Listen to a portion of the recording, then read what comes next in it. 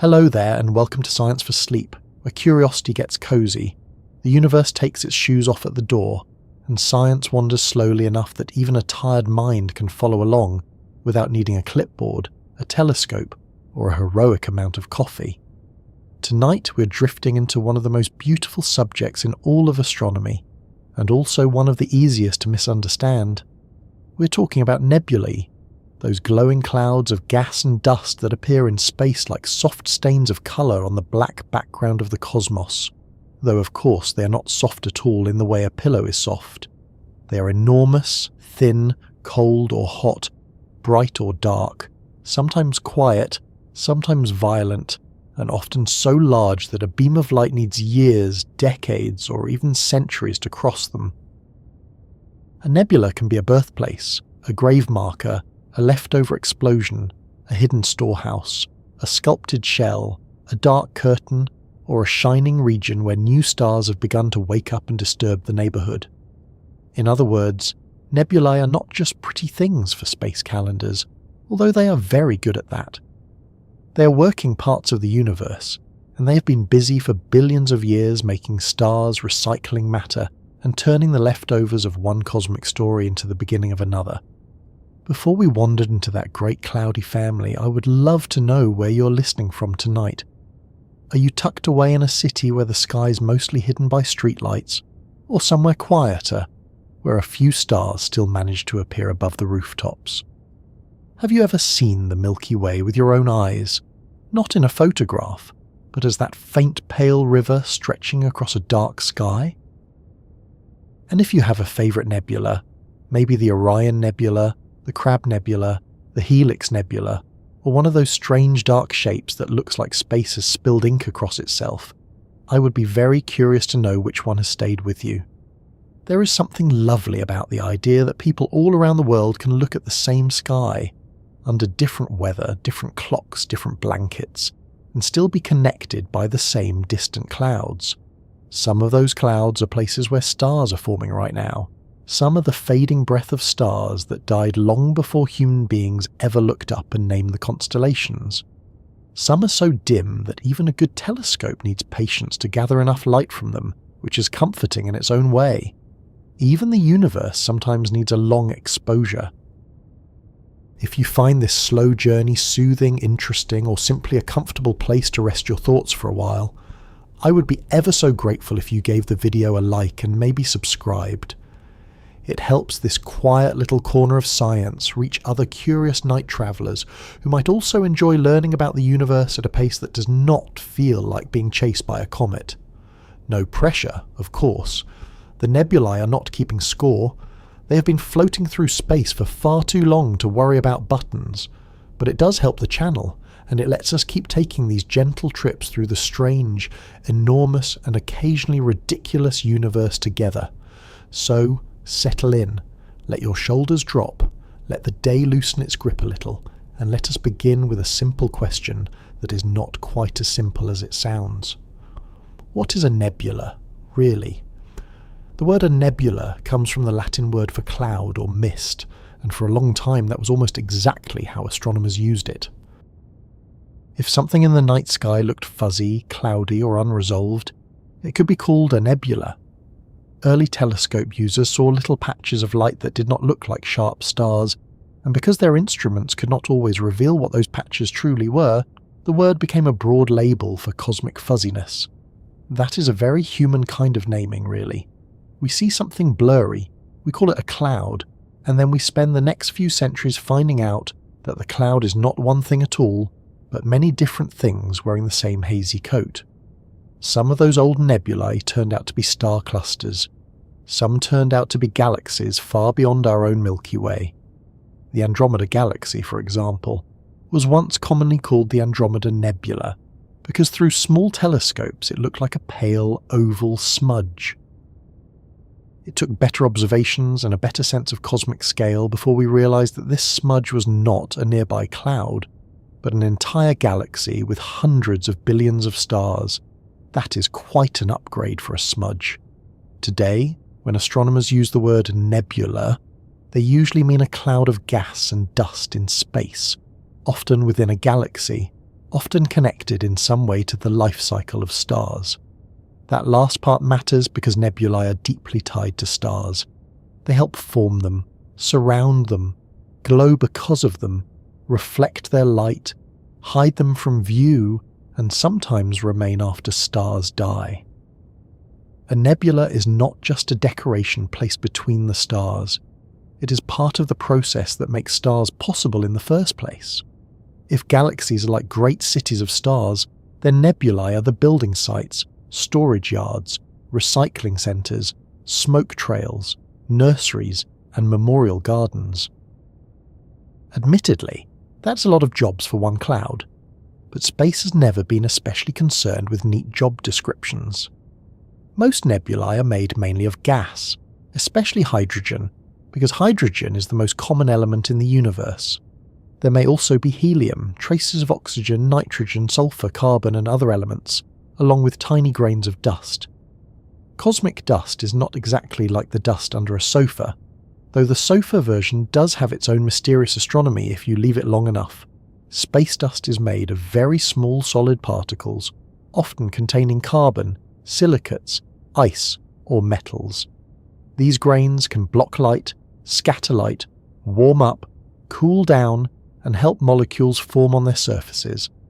They are small, but they matter. A dark nebula may look like an empty hole in the sky, when in fact it is thick with dust that is blocking the stars behind it. A reflection nebula may glow blue because dust is scattering starlight toward us.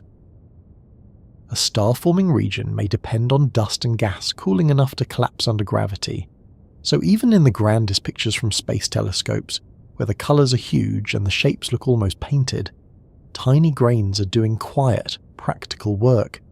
Nebulae can be bright or dark for different reasons, and this is where the family starts to branch. Some nebulae shine because nearby hot stars energize their gas. These are emission nebulae.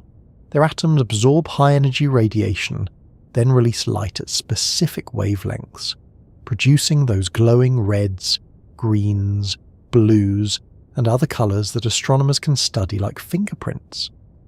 The Orion Nebula is one of the most famous examples, visible even to the naked eye as a fuzzy patch in Orion's sword under a good sky. It is a place where new stars are forming, and some of those young stars are already blasting the surrounding gas with radiation. It is not peaceful in the way a bedroom is peaceful. It is more like a nursery where all the babies are stars, several are extremely hot, and someone has left the cosmic lamp on. Other nebulae do not glow strongly on their own, but become visible by reflecting the light of nearby stars. These are reflection nebulae. They often look bluish, because smaller blue wavelengths of light scatter more efficiently from dust grains, a little like the way Earth's sky appears blue because air molecules scatter sunlight. This does not mean every reflection nebula is the same colour, or that the process is exactly like our atmosphere in every detail, but the comparison gives us a friendly handle on it. A reflection nebula is like a cloud caught in someone else's flashlight beam. It is not producing the light in the same way an emission nebula does. It is borrowing it, redirecting it, and making the hidden dust visible. Then there are dark nebulae, which are visible because they block light from stars or glowing gas behind them. These are some of the most dramatic objects in the sky, because they look like absence. The Horsehead Nebula is a famous example, a dark shape standing out against a glowing background. The Coalsack Nebula, visible in the southern sky, looks like a dark patch against the Milky Way. But these dark regions are not empty.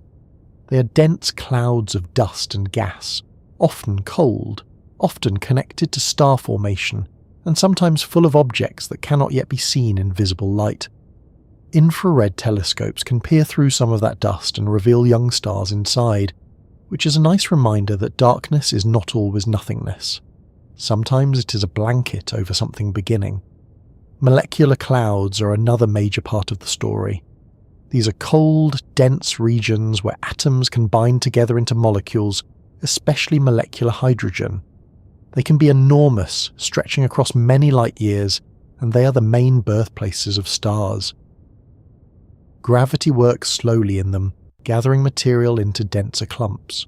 Those clumps can collapse, heat up, and eventually form protostars.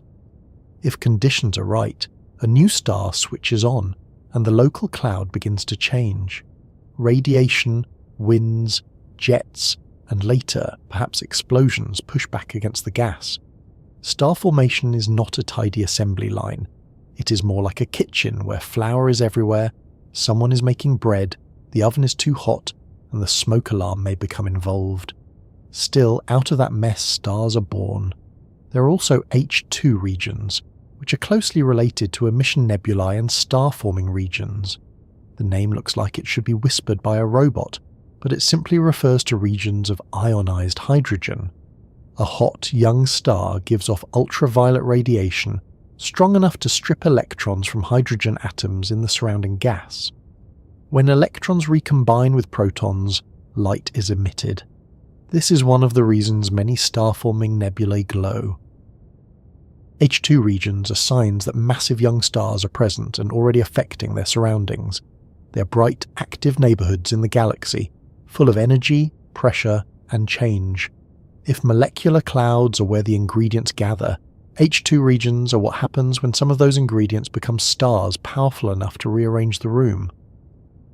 Not all nebulae are about birth, though. Some are connected to death, or at least to the late stages of a star's life. Planetary nebulae have a misleading name. They do not form planets, and they are not planets. Early astronomers saw some of them through small telescopes and thought they looked like planetary disks, so the name stuck, as names often do even after they stop being helpful. A planetary nebula forms when a sun-like star reaches the end of its life, swells into a red giant, and sheds its outer layers into space.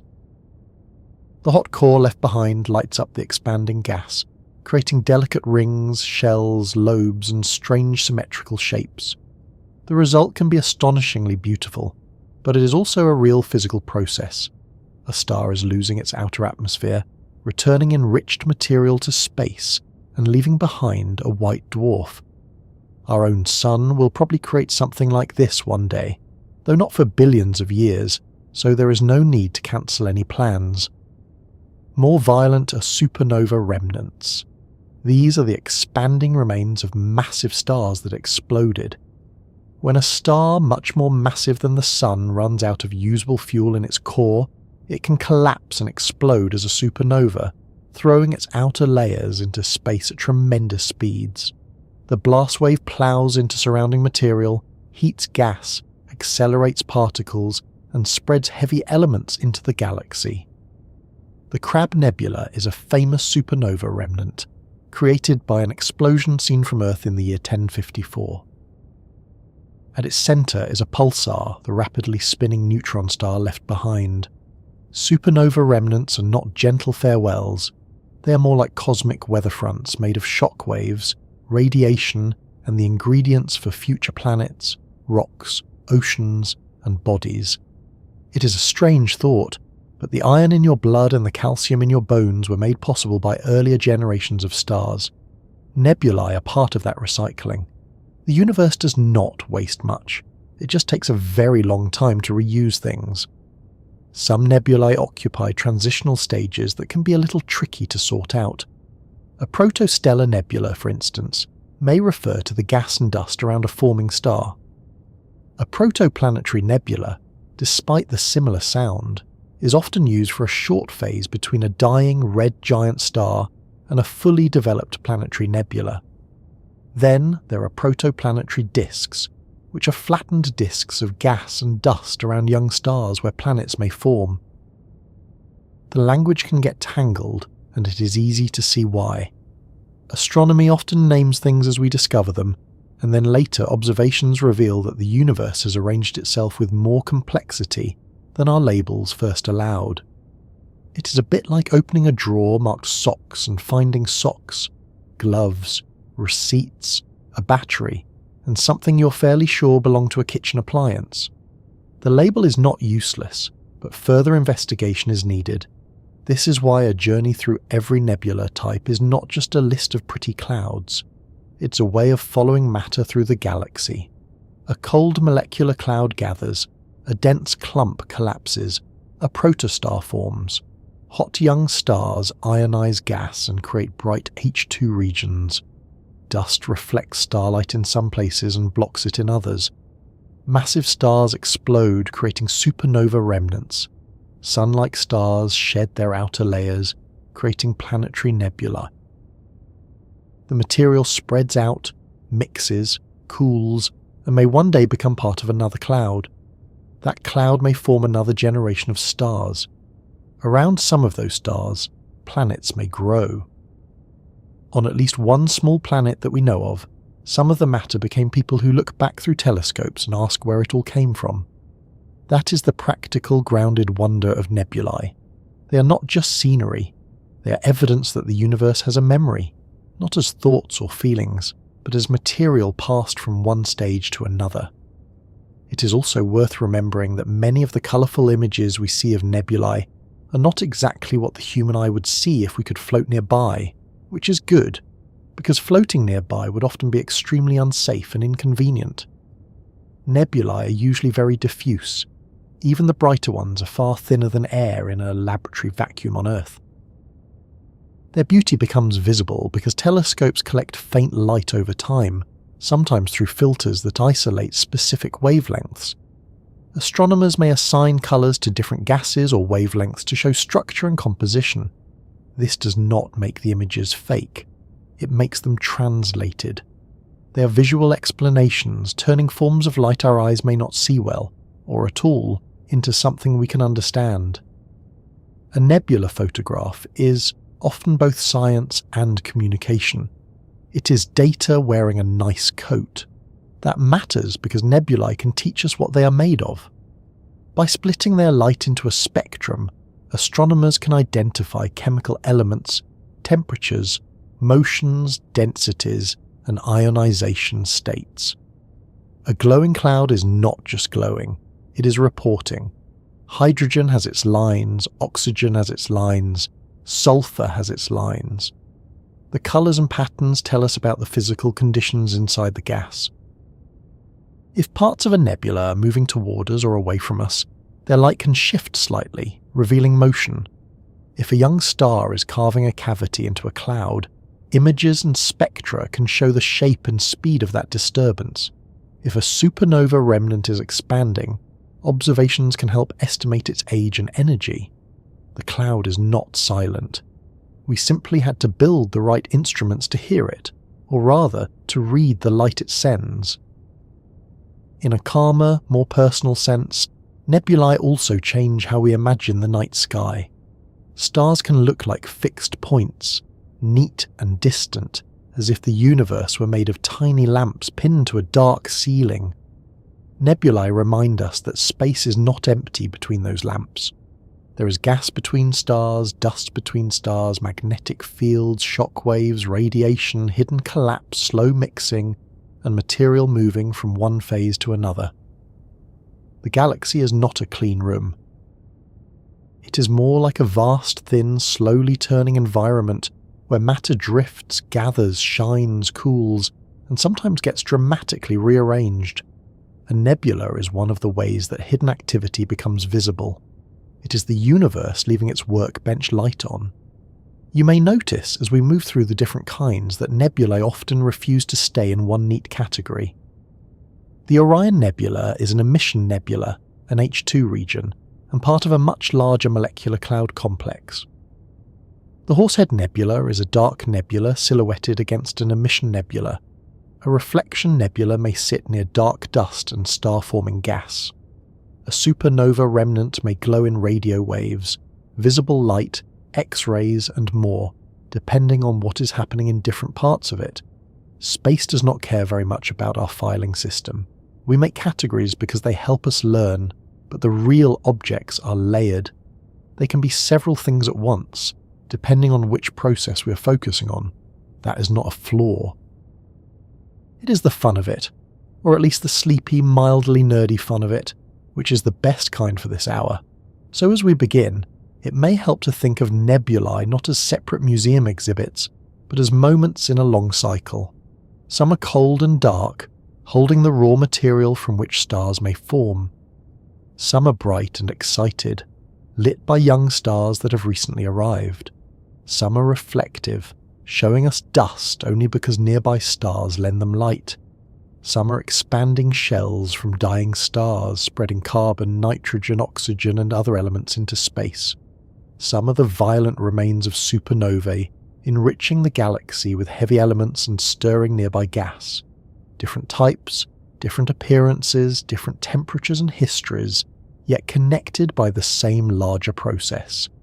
Matter gathers, stars form, stars live, stars die, clouds return, new stars form again. Perhaps that is why nebulae feel so satisfying to look at. They show change on a scale far beyond a human lifetime, but they do not feel remote in the same way a bare number can.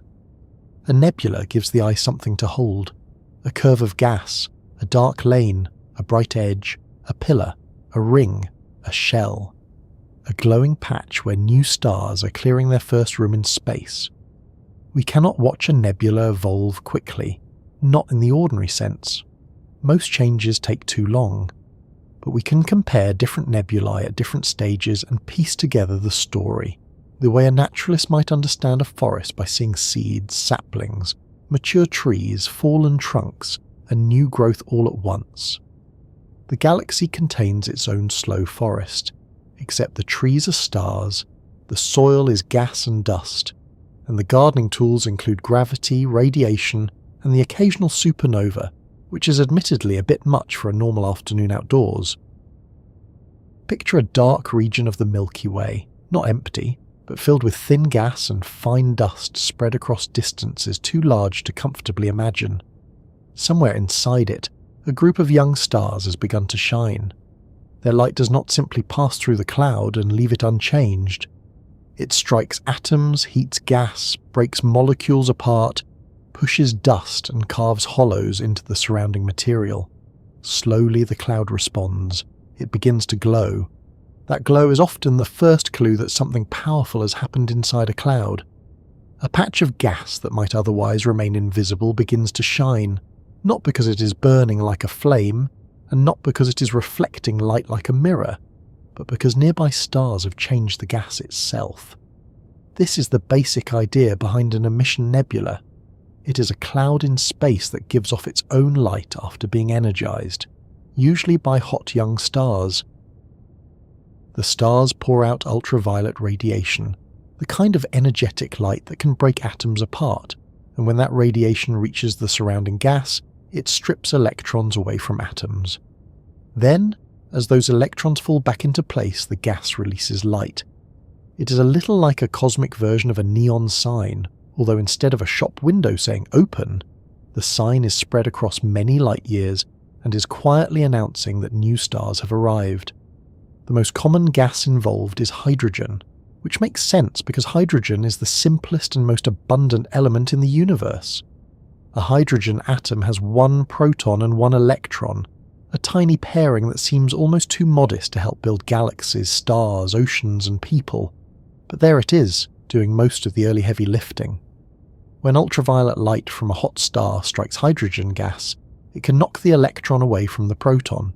This leaves ionized hydrogen behind.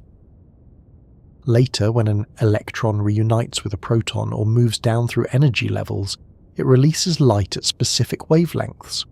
One of the most famous of these is called hydrogen alpha, a deep red light that gives many emission nebulae their familiar rosy colour in photographs. So when you see a glowing red cloud in an astronomy image, you may be looking at hydrogen gas responding to the radiation of young stars. It is not red because space wanted to be dramatic, although space does often behave as if it has a flair for presentation. It is red because atoms have rules, and those rules leave colour behind. Emission nebulae are closely connected to star formation because the stars that make them glow are often newly born, massive, and extremely hot. These stars are usually the biggest, brightest members of a young stellar group. They live fast, shine hard, and affect everything around them. A star like the Sun is powerful enough from our point of view, of course. It lights our days, warms our planet, drives weather, and occasionally reminds us that sunscreen was invented for a reason. But compared with the hottest massive stars found inside emission nebulae, the Sun is fairly calm. The stars that light these clouds can be many times more massive than the Sun, and tens of thousands of degrees hotter at their surfaces. They release huge amounts of ultraviolet radiation, which spreads into the leftover gas from the cloud that formed them.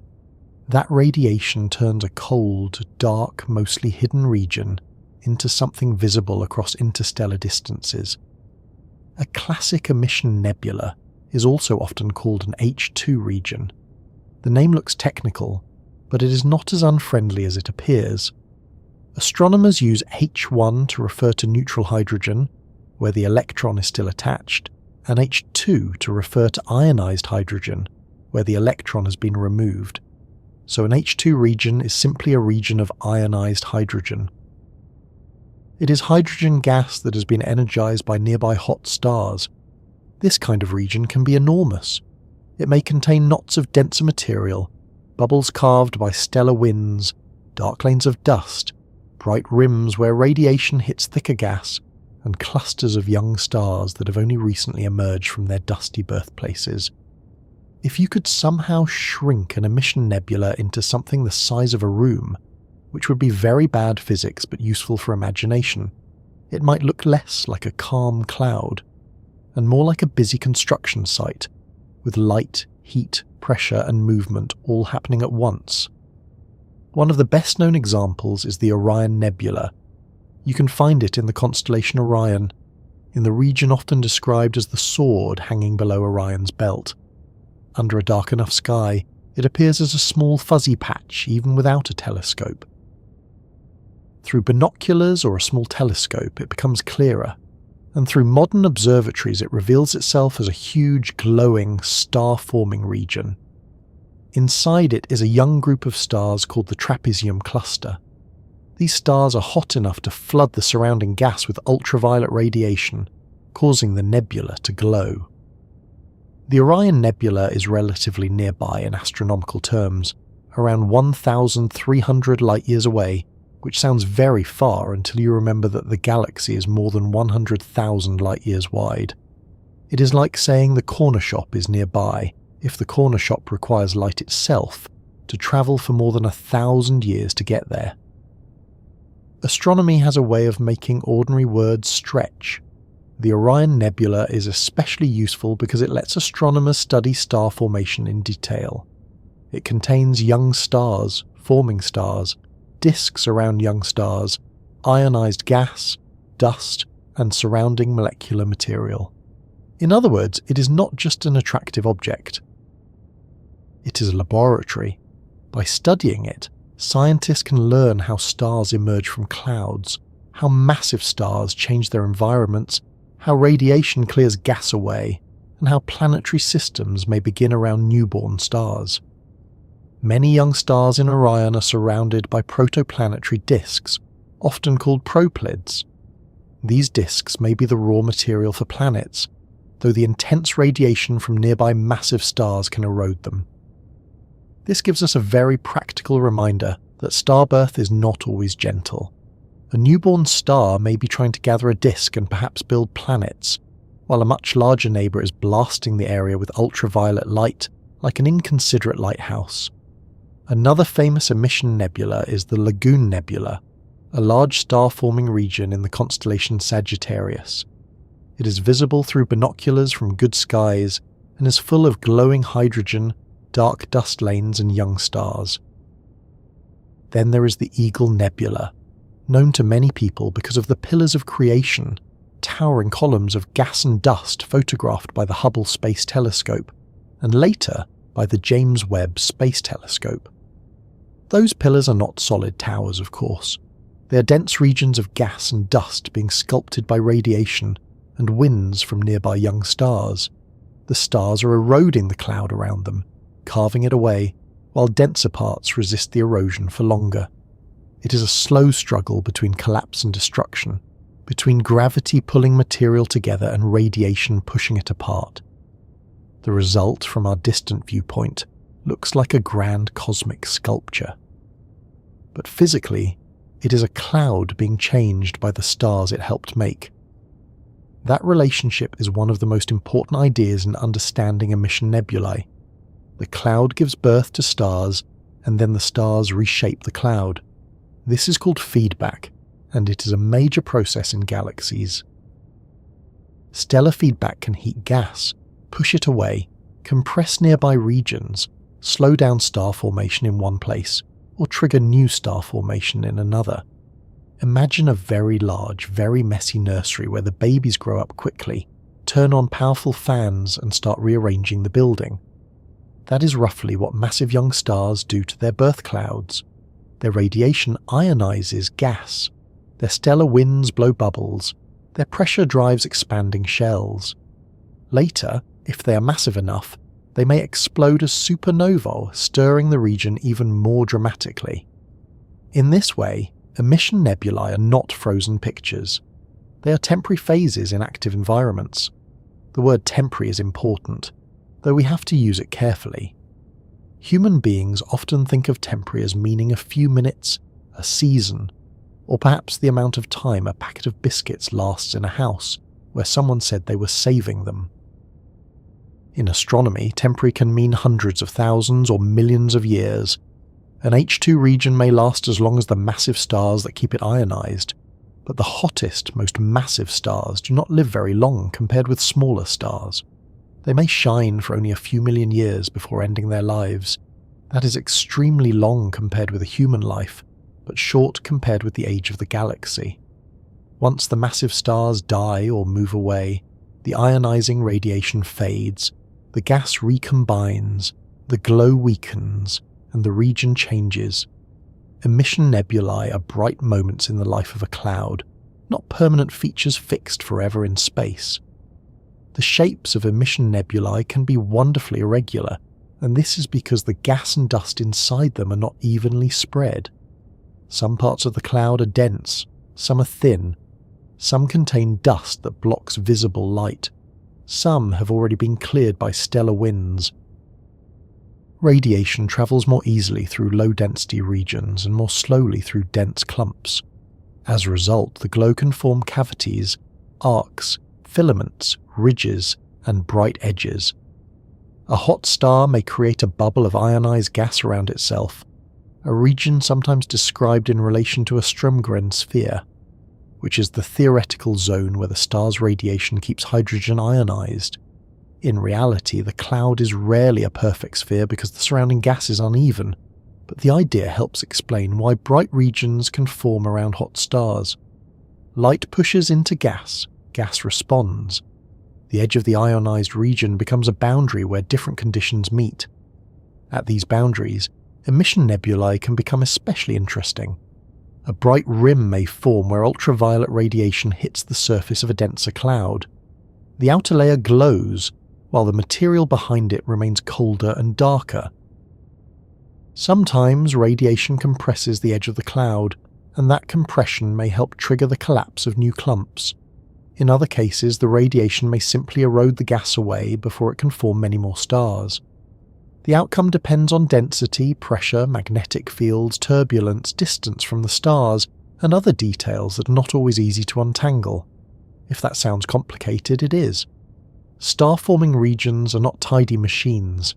They are more like weather systems in space, except the clouds are light years wide, the winds come from stars, and the forecast is valid for the next million years.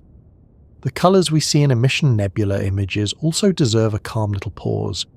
Many people first meet nebulae through photographs where the clouds appear red, gold, blue, green, purple, or a mixture of colours that looks almost too vivid to be real. The reality is both simpler and more interesting. Some colours correspond to visible light emitted by specific atoms. Hydrogen alpha gives red light. Oxygen can emit greenish or bluish light under certain conditions. Sulfur and nitrogen also have their own emission lines. Astronomers often use filters to isolate these wavelengths, and then assign colours to them in images. Sometimes the assigned colours match what the human eye might see. Sometimes they are chosen to show structure more clearly. This is especially common in narrowband imaging, where light from hydrogen, oxygen, and sulfur may be mapped into different colours. So a nebula image can be scientifically accurate without being a literal snapshot of what your eyes would see if you were somehow nearby. It is a translation of light into a form we can study and appreciate. If you were inside an emission nebula, the view might not look like the photographs suggest. Nebulae are extremely diffuse. Even in dense regions by space standards, the gas is far thinner than air on Earth. A cubic centimetre inside a nebula might contain only hundreds, thousands, or perhaps millions of particles depending on the region, while a cubic centimetre of air at sea level contains vastly more. The cloud looks bright to us because it is enormous and because telescopes collect light from a large volume over time. Up close, depending on where you were, the glow might be faint. The stars would likely dominate your view.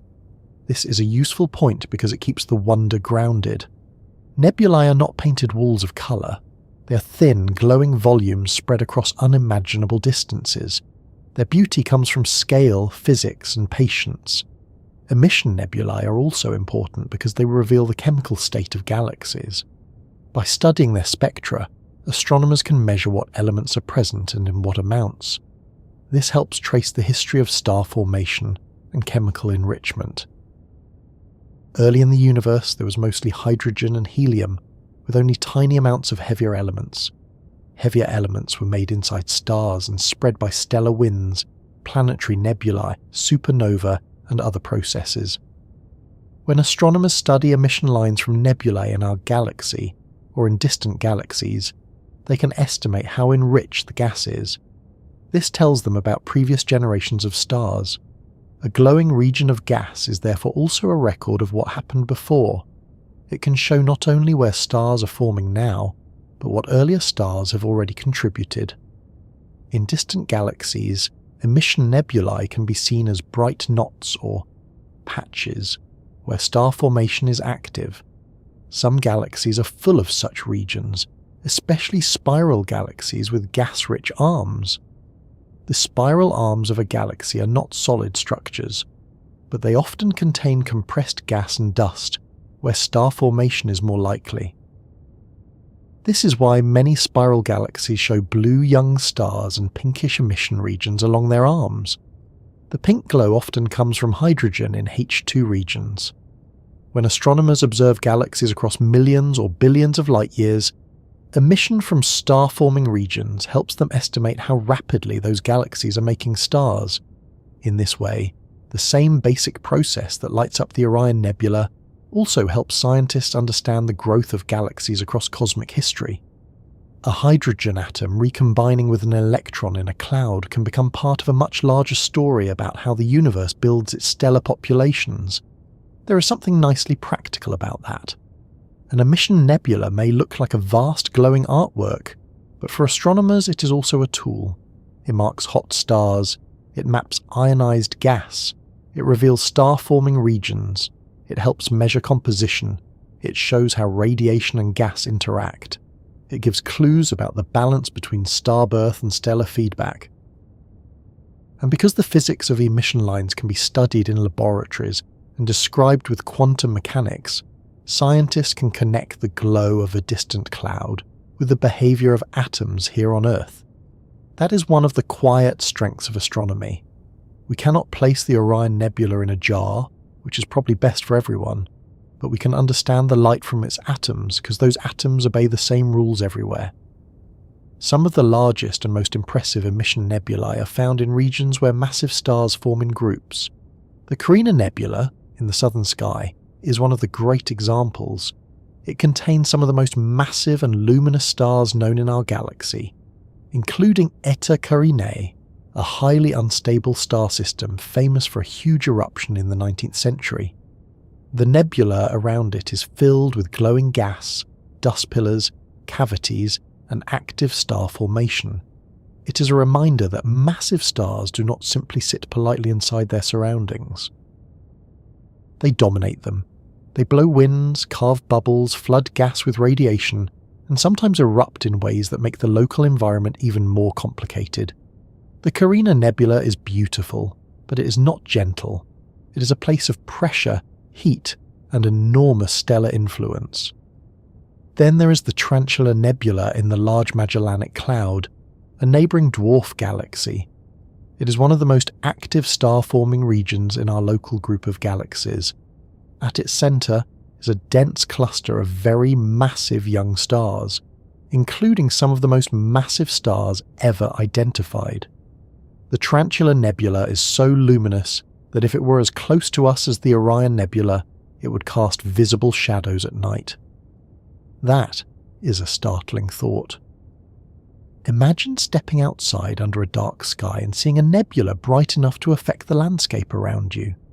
Instead, it sits safely far away, letting us admire its power from a distance, which is often the best arrangement when massive stars are involved. The energy inside emission nebulae does not only come from light. Stellar winds also matter. Hot young stars throw streams of particles into space. These winds push against surrounding gas, inflate bubbles, and create shock fronts. Where fast-moving gas collides with slower material, it can heat up and glow. In some regions, jets from young stars also punch through the surrounding cloud, producing narrow features and shock-excited emission.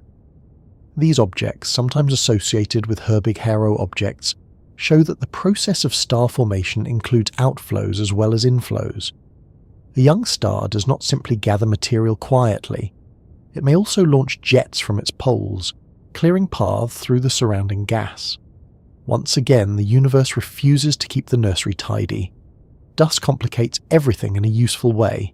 Inside and around emission nebulae, dust can absorb ultraviolet and visible light, warm up, and re-radiate energy in infrared wavelengths. This is why infrared observations are so valuable.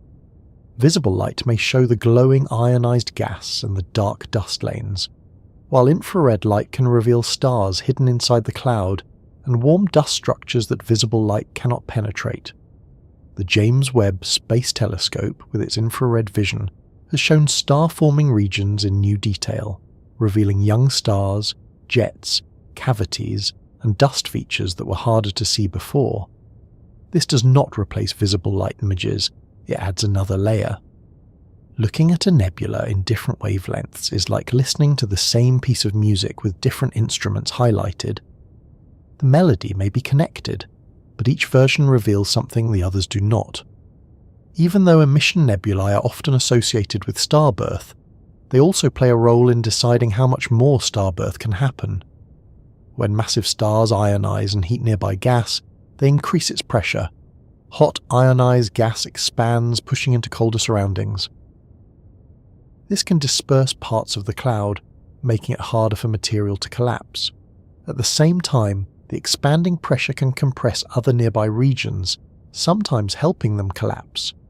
This push and pull is a major question in the study of star formation.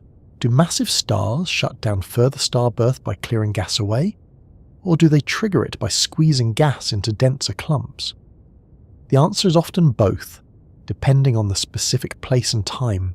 Space, rather inconveniently for anyone who likes simple answers, tends to operate with several processes at once.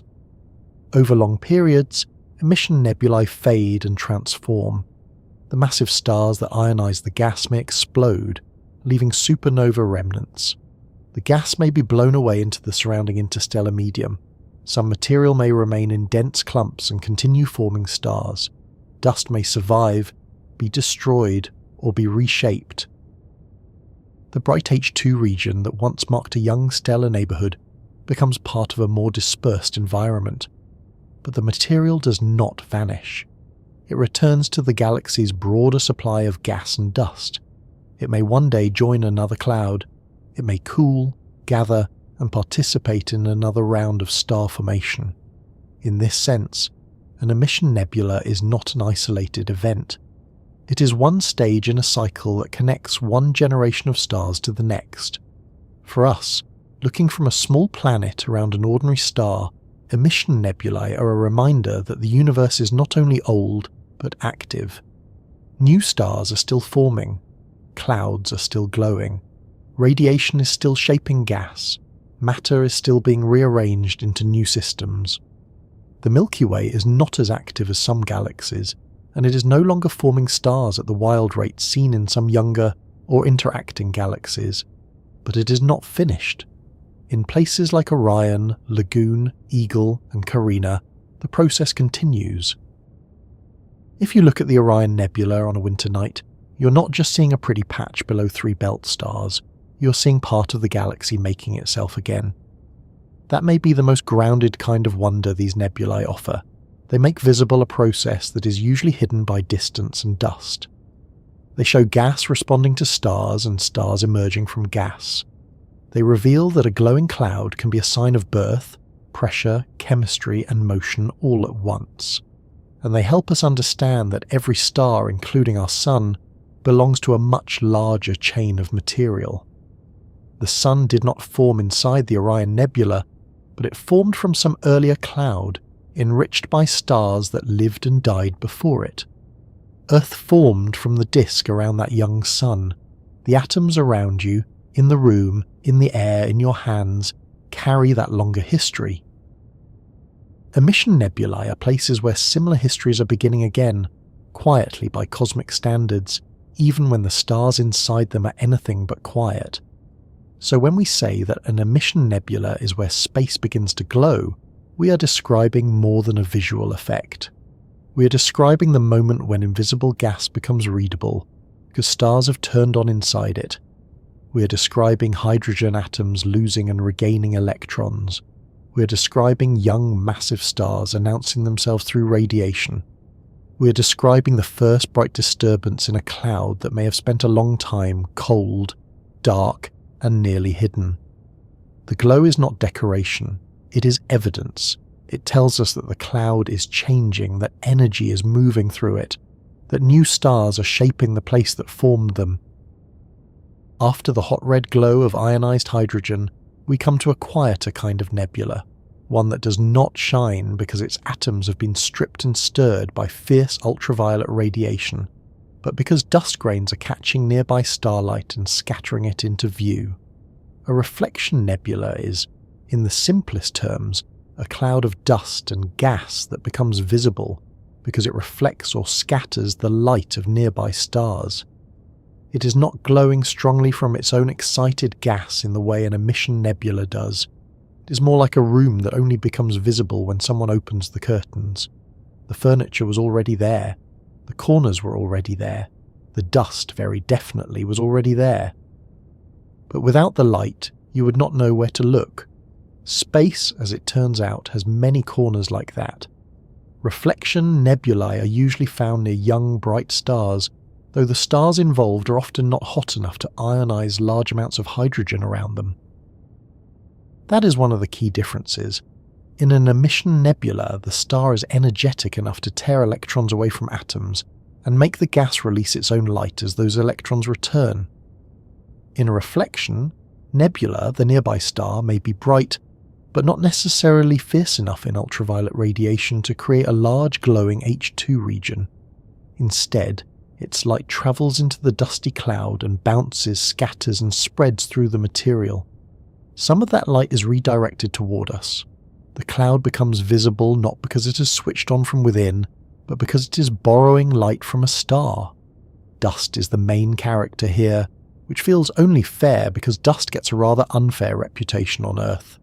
In a house, dust is the thing that gathers on shelves, hides under beds, and somehow returns exactly 5 minutes after you clean. In space, dust is far more interesting. It consists of tiny solid grains, often made from carbon-rich material, silicates, icy coatings, and other compounds. These grains are small, usually much smaller than a grain of sand, but they interact with light in important ways. They can absorb it, block it, scatter it, and warm up because of it. In reflection nebulae, scattering is the feature we notice most. Starlight hits the dust grains, and instead of simply passing through, some of the light is redirected. The cloud then appears as a faint glow around or near the stars illuminating it. Many reflection nebulae appear blue in visible light images. This is one of the most recognizable features of the type, and it has a familiar explanation. Shorter wavelengths of light, especially blue light, scatter more efficiently from small particles than longer red wavelengths. This is related to the same basic reason Earth's daytime sky looks blue. Sunlight enters our atmosphere, molecules scatter the shorter blue wavelengths more strongly, and the sky becomes blue to our eyes. In space, the dust grains in a reflection, nebula can scatter blue starlight in a similar broad sense, though the details depend on the size, shape, and composition of the grains. So when you see a soft blue haze around a group of stars, you may be looking at dust catching and scattering starlight. It is not painted blue for decoration. It is physics making a quiet little signature. A famous example is the nebulosity around the Pleiades, the bright star cluster often called the Seven Sisters. The Pleiades are visible to the naked eye and have been known since ancient times. Many people see them as a small, delicate cluster of bright stars, almost like a tiny dipper or a scatter of frost. Through photographs, especially long exposures, those stars are surrounded by wispy blue reflection nebulae. For a long time, it was easy to imagine that the Pleiades had formed from that very dust and were still wrapped in their birth cloud.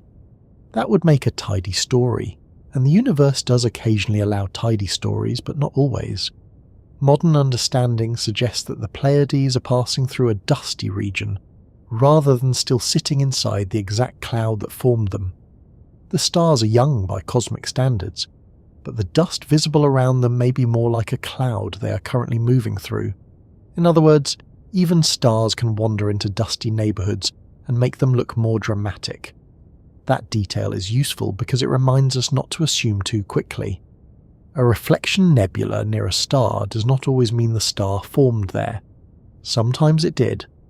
Sometimes the star and cloud are simply sharing the same region of space at the moment. Astronomy often asks us to separate appearance from history.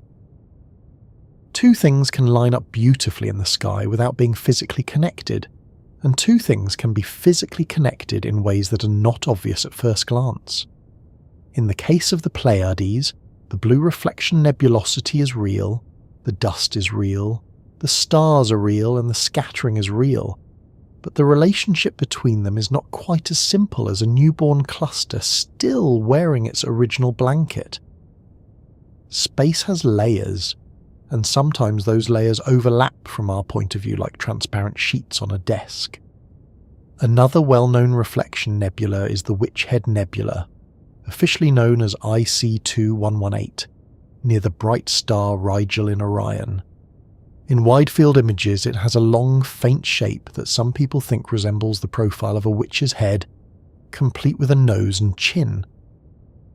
Astronomy has many serious catalogue names, but it also has a long tradition of people looking at cloudy shapes and saying, "That looks like a horse," or "That looks like a crab," or "That one is definitely a witch."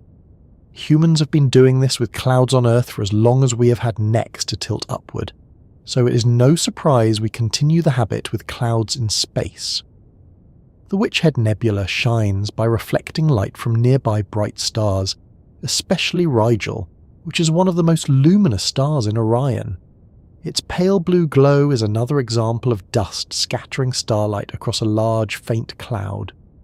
The Iris Nebula, also called NGC 7023, offers a different kind of reflection nebula beauty. It sits in the constellation Cepheus and is lit by a young star embedded in a surrounding cloud of dust. In images, it often shows delicate blue regions near the central star, surrounded by darker brownish dust. This contrast makes it especially useful for understanding how reflection nebulae often sit beside darker material. The part near the star scatters enough light to become visible, while denser dust farther away may block light or glow weakly in infrared. A single region can include bright reflection, dark lanes, cold dust, and signs of star formation. Once again, nebula categories help us, but the real object does not always stay in one box. It may be a reflection nebula in one area, a dark nebula in another, and part of a larger molecular cloud system overall. This is one of the reasons reflection nebulae are so important. They reveal dust that might otherwise be difficult to notice in visible light, unless it blocks something behind it. Dust can be seen in two major ways. If it is in front of a bright background, it may appear dark by absorbing or scattering away the light behind it. If it is near a bright star, it may appear bright by scattering that star's light toward us. The same kind of material can therefore create darkness or brightness depending on the lighting. This is wonderfully ordinary in a sense. A dusty curtain in a dark room is hard to see. Shine a lamp on it from the side and suddenly every thread and speck appears. The object did not change, the illumination did. The stars that illuminate reflection nebulae are often young because young stars are commonly found near the gas and dust from which they formed. Star-forming regions are dusty places. Before a star fully clears its surroundings, leftover material can remain in clumps, sheets and filaments. If the star is not hot enough to ionize much hydrogen, it may still produce enough visible light to scatter off dust. This creates the blue glow of a reflection nebula. In some cases, these nebulae appear around stars that are still settling into their main lives, still surrounded by disks or nearby cloud material. By studying these regions, astronomers can learn about how young stars interact with dust, how dust grains behave, and how the local environment changes as stars grow brighter and begin to clear away their surroundings. Reflection. Nebulae also help astronomers study the properties of cosmic dust itself. The way light scatters depends on the size and composition of the dust grains. If the grains are very small, they scatter shorter wavelengths more strongly. If they grow larger, the scattering behavior changes. By observing the color, brightness, and polarization of light from reflection nebulae, scientists can infer details about the dust. Polarization is a change in the orientation of light waves, and it can happen when light scatters from dust grains. Measuring polarization gives clues about grain shapes, alignment, and magnetic fields.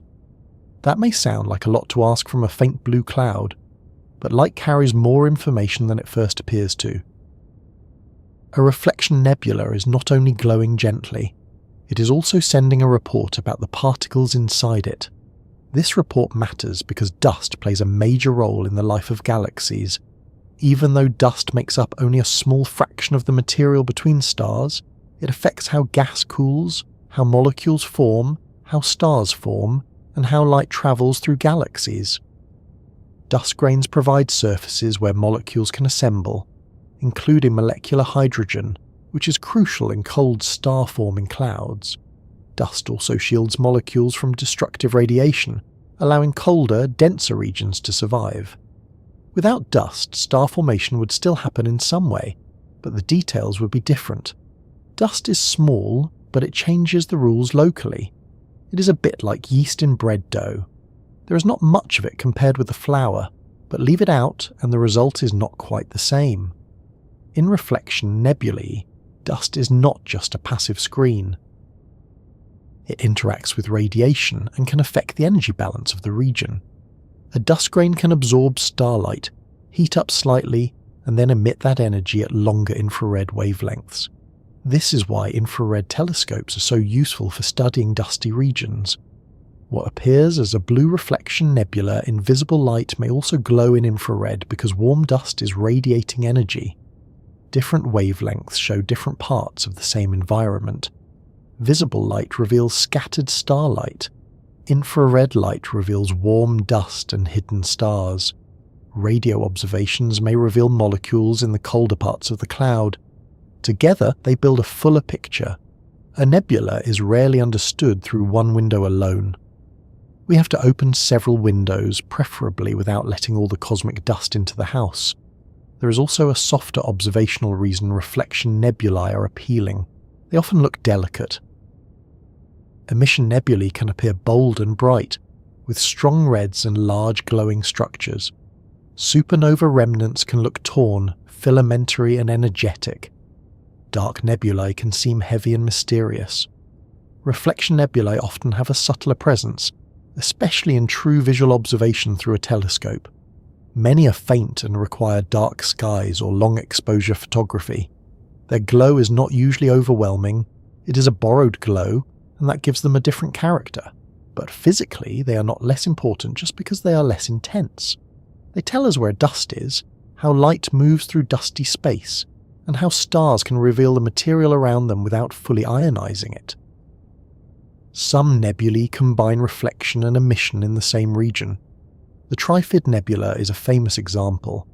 It contains a reddish emission region, a bluish reflection region, and dark dust lanes that divide its appearance. This makes it a useful reminder that categories describe processes, not always entire objects. One part of a nebula can glow because hydrogen is ionized. Another part can shine because dust scatters starlight. Dark lanes can block light from behind. All of these can happen in the same broad cloud complex. When astronomers classify a nebula, they are often identifying the dominant process in the part being discussed, not saying the object has only one kind of physics. Space is rarely that polite. The blue colour of many reflection nebulae can sometimes lead to another misunderstanding. People may assume the dust itself is blue. It usually is not.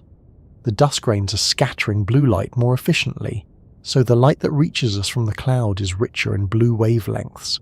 The material is acting more like a filter and scattering screen than a painted surface. This distinction matters because astronomy is full of appearances that need careful interpretation. A red emission nebula tells us about specific atomic transitions. A blue reflection nebula tells us about scattering. A dark nebula tells us about absorption and blocking. A greenish or blue oxygen-rich region might tell us about ionized oxygen. The colours are not just pretty, they are clues, and the universe has been leaving them everywhere, rather generously, though not always with labels attached. Reflection nebulae can also appear around variable stars, creating changing patterns of light and shadow. One interesting case is Hubble's Variable Nebula, associated with the young star Monocerotis. Its appearance changes over weeks and months, not because the whole nebula is physically reshaping itself at that speed, but because light from the star and shadows cast by dust near the star change what parts of the cloud are illuminated. This is a lovely example of how a nebula can appear to shift when the lighting changes. Think of sunlight moving through curtains during the day. The room changes, even if the furniture remains in place. In a reflection nebula, dust near a young star can block or redirect light, causing different regions farther out to brighten or fade. On cosmic scales, this can make the nebula seem alive in a way we can actually notice over human timescales.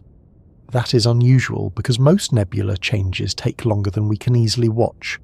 A molecular cloud collapses over vast times. A star-forming region evolves over hundreds of thousands or millions of years. A planetary nebula expands over thousands of years. But changes in illumination can happen much faster, because light moves quickly, and shadows can sweep across a cloud. This does not mean the dust is rushing around at impossible speeds. It means the pattern of light is changing. Again, astronomy asks us to be careful. Motion of brightness is not always motion of matter. A flashlight beam moving across a wall can move faster than the person holding it. The wall is not flying away. It is just being lit differently. Because reflection nebulae depend on nearby stars, their visibility can change as those stars evolve or move. If a star drifts away from the dust, the nebula may fade. If dust is dispersed by winds or radiation, the reflection may weaken. If a young star grows brighter or clears cavities in its surroundings, new parts of the cloud may become visible. A reflection nebula is therefore a temporary relationship between light source, dust, and observer. The dust must be in the right place, the star must shine on it, and some of the scattered light must reach us. That is a surprisingly specific arrangement, and yet the galaxy provides many examples. The Milky Way contains plenty of stars and plenty of dust, so these quiet meetings of light and particles happen again and again. In a broader sense, Reflection nebulae teach us that not all illumination is the same. A cloud can glow because it is energized, or it can shine because it redirects light. That difference is important beyond nebulae. In astronomy, we constantly ask whether something is producing light, reflecting light, absorbing light, or re-emitting light at another wavelength. Planets shine mostly by reflected starlight in visible wavelengths, though they can emit infrared radiation because of heat. Dust clouds may reflect visible light and emit infrared. Gas may emit specific lines after being excited or ionized. Stars produce light through nuclear fusion in their cores. The sky is a mixture of light sources and light interactions. Reflection nebulae are one clear, beautiful example of light being borrowed and scattered. They also give a useful bridge between bright nebulae and dark ones. In reflection nebulae, dust reveals itself because light strikes it from the right angle. In dark nebulae, dust reveals itself by blocking light behind it. The material can be similar, but the appearance changes completely. One shines softly, the other looks like a shadow. That tells us something simple and important about space. Darkness can be material, and brightness can be borrowed. When you see a black patch against a star field, it may not be an absence of stars at all. It may be a dense cloud standing in front of them. When you see a pale blue glow around a star, it may not be gas producing its own light, but dust making the star's light visible in a new way. The universe is full of these little visual traps, which is perhaps why it is both beautiful and occasionally smug.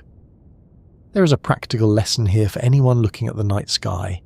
Many reflection nebulae are difficult to see with the naked eye because they are faint and spread out. The stars near them may be easy to spot, but the nebulosity often requires binoculars, telescopes, dark skies, or photography. The Pleiades, for instance, are easy to see, but the surrounding reflection nebulae are much more subtle visually than in long exposure images. Cameras can gather light over time, building up faint details that human eyes cannot hold in the same way. This is one of the reasons astronomical photographs can feel so much richer than direct visual observing. They're not necessarily showing a lie. They are showing patience. They let light arrive slowly and accumulate, which is a very restful idea if you think about it.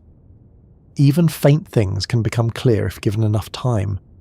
The connection between reflection nebulae and young stars also helps us think about the early stages of stellar life.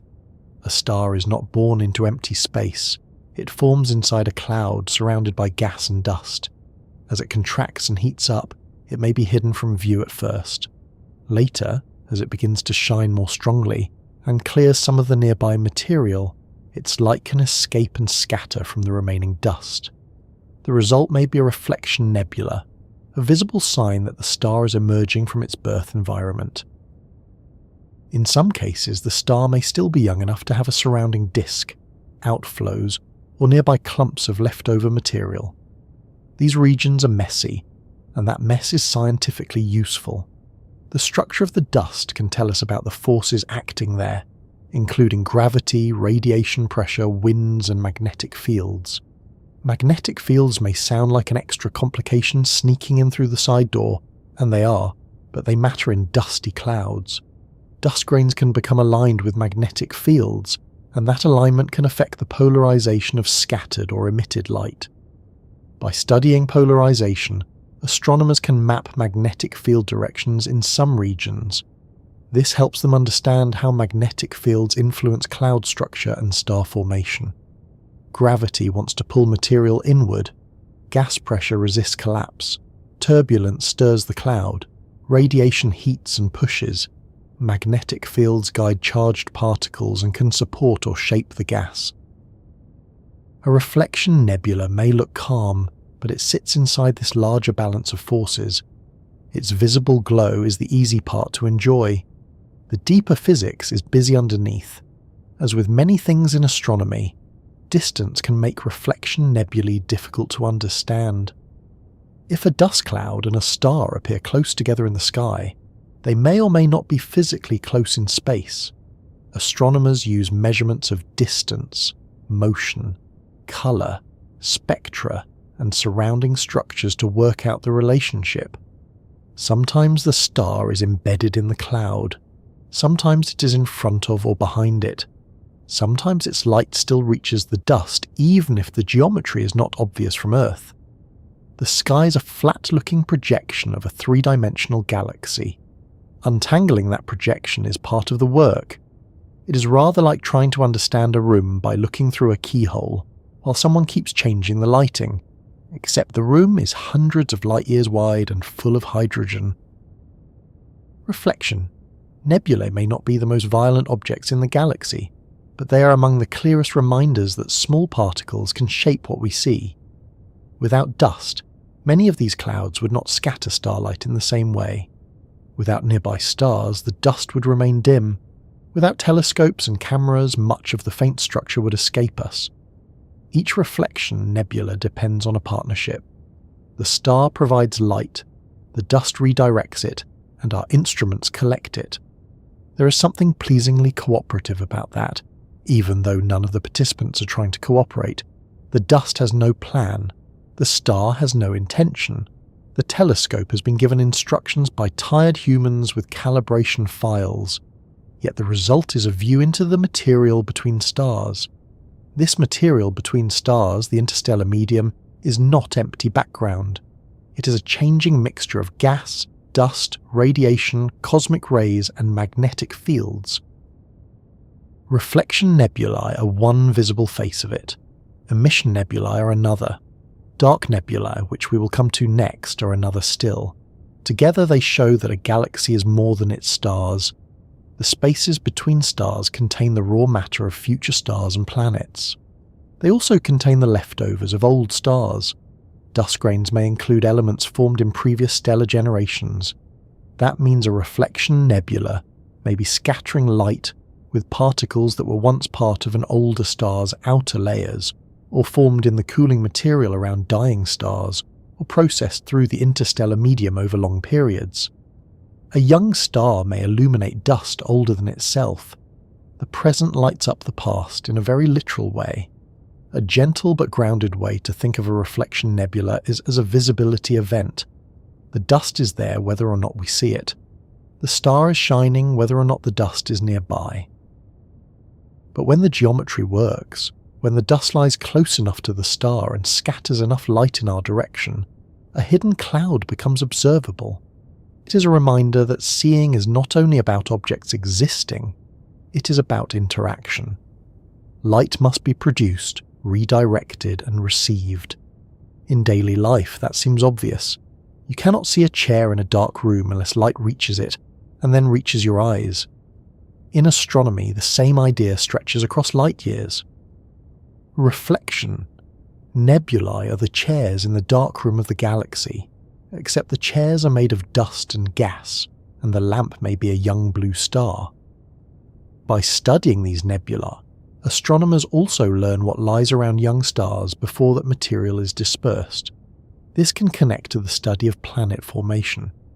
Dust grains in disks around young stars can collide, stick, grow, and eventually contribute to planetesimals and planets. Reflection nebulae are not the same thing as protoplanetary disks, but they often belong to the same broad environments where young stars and dusty material interact. A star-forming region may contain large-scale reflection nebulae, smaller dusty envelopes, disks, jets, and cold cloud material. Different instruments reveal different scales. A wide image might show the beautiful blue glow of scattered light. A detailed infrared observation might reveal embedded young stars. A millimeter wave telescope might map cold dust and molecules. Each view adds a piece, and none of them alone tells the whole story. There is also something humbling about the fact that dust can both hide and reveal.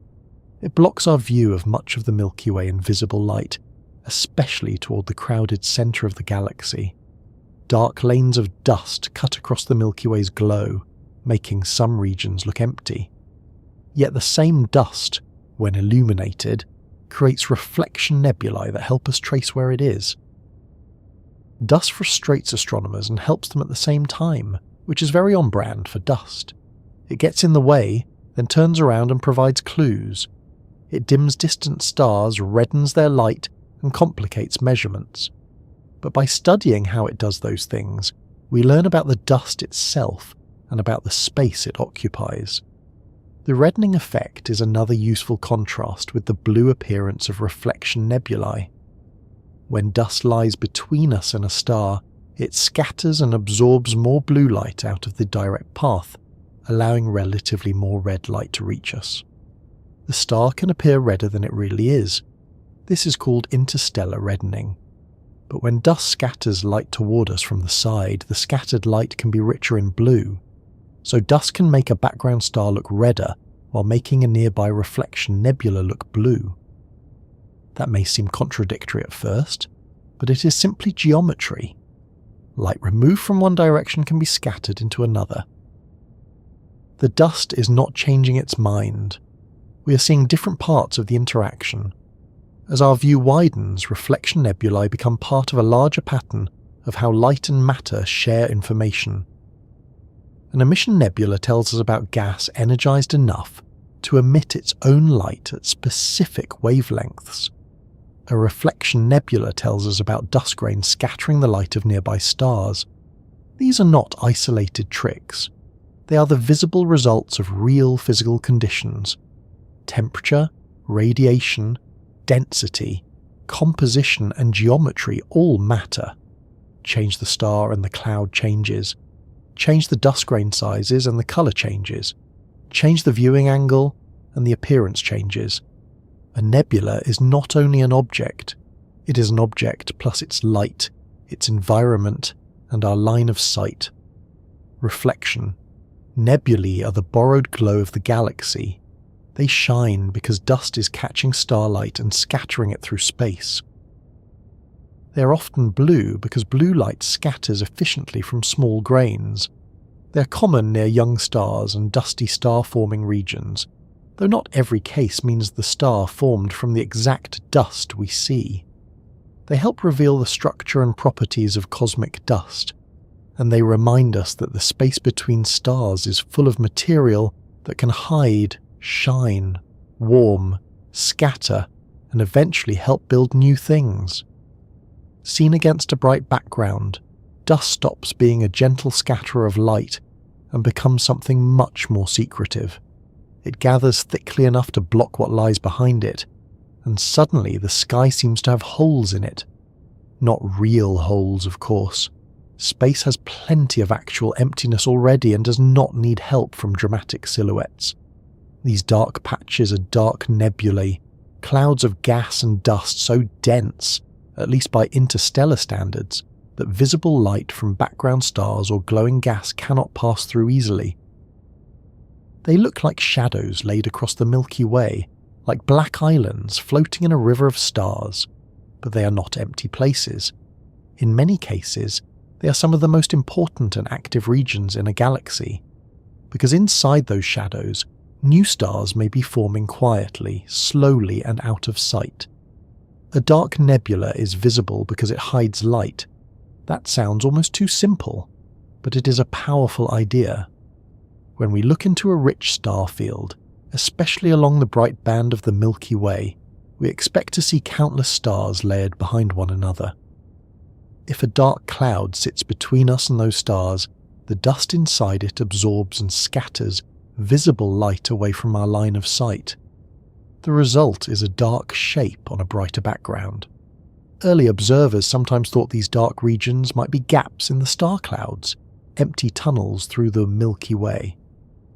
That was a reasonable guess from the ground, especially before astronomers understood how much dust exists between stars. But the truth is nearly the opposite. Many dark nebulae are dark because they contain more material, not less. They are not windows through the galaxy. They are curtains drawn across it. The material making those curtains is mostly gas with dust mixed in. The gas is often hydrogen, including molecular hydrogen in the colder, denser parts, along with helium and traces of other elements and molecules. The dust is a small fraction by mass, but it has an outsized effect on visible light. Dust grains are very efficient at blocking and scattering short wavelengths. which is why a relatively small amount of dust can make a region appear dramatically dark. If you could somehow scoop up a piece of a dark nebula and bring it into a laboratory, which would be a questionable errand and probably hard to label at customs, it would still be far thinner than air on Earth. But spread that material across light years, place it in front of a crowded starfield, and it becomes a noticeable shadow. One of the most famous dark nebulae is the Horsehead Nebula in Orion. It appears as a dark shape silhouetted against a glowing red background of ionized hydrogen. The outline resembles a horse's head and neck, which is one of those cases where the name is surprisingly fair. Often in astronomy, the shape is a little more of a stretch. Someone sees a crab, someone else sees a swan, and a third person politely sees a catalogue number. But the horsehead really does have that recognisable profile in many images. It is part of a larger molecular cloud complex in Orion, and the dark shape is made of dense dust and gas blocking the light from the emission nebula behind it. The beautiful part is also the practical part. Without the bright background, the horsehead would be much harder to see in visible light. Its darkness is revealed by someone else's glow. Another well-known example is the Coalsack Nebula, visible in the southern sky near the Southern Cross. To the naked eye under dark skies, it appears as a large dark patch against the Milky Way. Many cultures noticed it long before modern astronomy gave it a catalogue identity. That matters, because dark nebulae are not just telescope objects. The largest and nearest ones can be visible without instruments as dark interruptions in the starry band of the galaxy. For observers in the southern hemisphere, the Coalsack is one of the most striking examples of the Milky Way's dusty structure. It does not sparkle, it does not glow. It makes itself known by subtracting light, which is a rather elegant trick for a cloud. In the northern sky, the Great Rift in the Milky Way is another large dark feature made by dust clouds blocking background starlight. When the Milky Way is visible in a truly dark sky, it does not appear as a smooth glowing ribbon. It is broken, mottled, split and textured. Dark lanes run through it, especially in the direction of Cygnus, Aquila and Sagittarius. These lanes are not empty cracks. They are regions of interstellar dust in the disk of the galaxy. Because we live inside the Milky Way, we see its dusty plane from within, and that dust blocks our view of many stars beyond it. In visible light, it can make the galaxy seem patchy. In infrared light, much of that dust becomes more transparent, and hidden stars appear. This is one reason infrared astronomy changed our understanding of the galaxy. It allowed us to look through parts of the curtain. Dark nebulae often belong to larger cold clouds called molecular clouds, which are the main reservoirs from which stars form. This is where the story becomes especially important. A dark nebula may look still from a distance, but inside it, gravity may be working. The gas is cold, which helps it collapse because warmer gas has more pressure-resisting gravity. Dust helps shield the interior from outside radiation, allowing molecules to survive and the cloud to cool further. In the densest pockets, material can gather into clumps and cores. If a core becomes massive and dense enough, gravity pulls it inward. The centre heats as it contracts. Eventually, a protostar may form. At first, that forming star can remain hidden inside dust, invisible in ordinary visible light. So the dark nebula that appears as a shadow may actually contain a young star beginning its life, wrapped in a cloud like a very overcommitted blanket. This is one of the lovely reversals in astronomy. Brightness does not always mean activity, and darkness does not always mean absence. A glowing nebula may show young stars that have already begun to affect their surroundings. A dark nebula may hide stars that are still forming and have not yet cleared enough dust for their light to escape. In visible light, the cloud looks quiet. In infrared or radio wavelengths, it may reveal dense cores, embedded protostars, jets and molecules. The dark patch is not the end of the story. It is the part of the story written in ink our eyes cannot read. Astronomers study dark nebulae using several methods. Visible light images show the silhouette against background stars or emission. Infrared observations can reveal stars behind the dust and young objects inside it, because infrared light passes through dust more easily than visible light. Radio telescopes can detect molecules in the cold gas, such as carbon monoxide, which is commonly used as a tracer for molecular hydrogen. Molecular hydrogen itself is difficult to observe directly in cold clouds, so astronomers often look for other molecules that tend to be found alongside it. By mapping molecular emission, they can trace the shape, velocity, density, and temperature of the cloud. This turns a dark patch into a measurable object. It stops being just a shadow and becomes a physical place with mass, structure, chemistry, and motion. Chemistry inside dark nebulae is surprisingly rich. These regions are cold, shielded, and dense enough for molecules to form and survive. Hydrogen molecules are common, but astronomers have also detected carbon monoxide, ammonia, water-related molecules, formaldehyde, methanol, and many more complex species in interstellar clouds. Dust grains help with this chemistry because they provide surfaces where atoms and molecules can meet. In the cold emptiness of space, two particles may pass each other too quickly or too rarely to bond efficiently, but on the surface of a dust grain, they can stick, move, react, and form new molecules. This means dust does more than block light. It helps create the chemical conditions from which stars and planets may eventually emerge. It is not glamorous work, perhaps, but neither is washing measuring cups, and yet without that the kitchen stops functioning. Inside dense, dark clouds, some regions become what astronomers call Bok globules. These are small, compact dark nebulae, often seen as isolated black blobs against brighter backgrounds. They were studied by astronomer Bart Bok, who argued that they could be sites of star formation. That idea turned out to be right. Many Bok globules contain dense cores, and some contain embedded young stars. They are often a few light years or less across, which is small compared with giant molecular clouds, but still enormous compared with anything in ordinary life. A Bok globule may look like a simple dark spot in an image, but inside it, gravity may be gathering material into a new star system. It is like seeing a closed egg and knowing that something complicated may be forming inside. The process of collapse in dark nebulae is not perfectly smooth. Clouds are turbulent. They contain motions on many scales. Magnetic fields thread through them. Nearby stars may compress or erode their edges. Supernova shock waves may stir them. The cloud may rotate slowly, fragment into smaller pieces, or form filaments.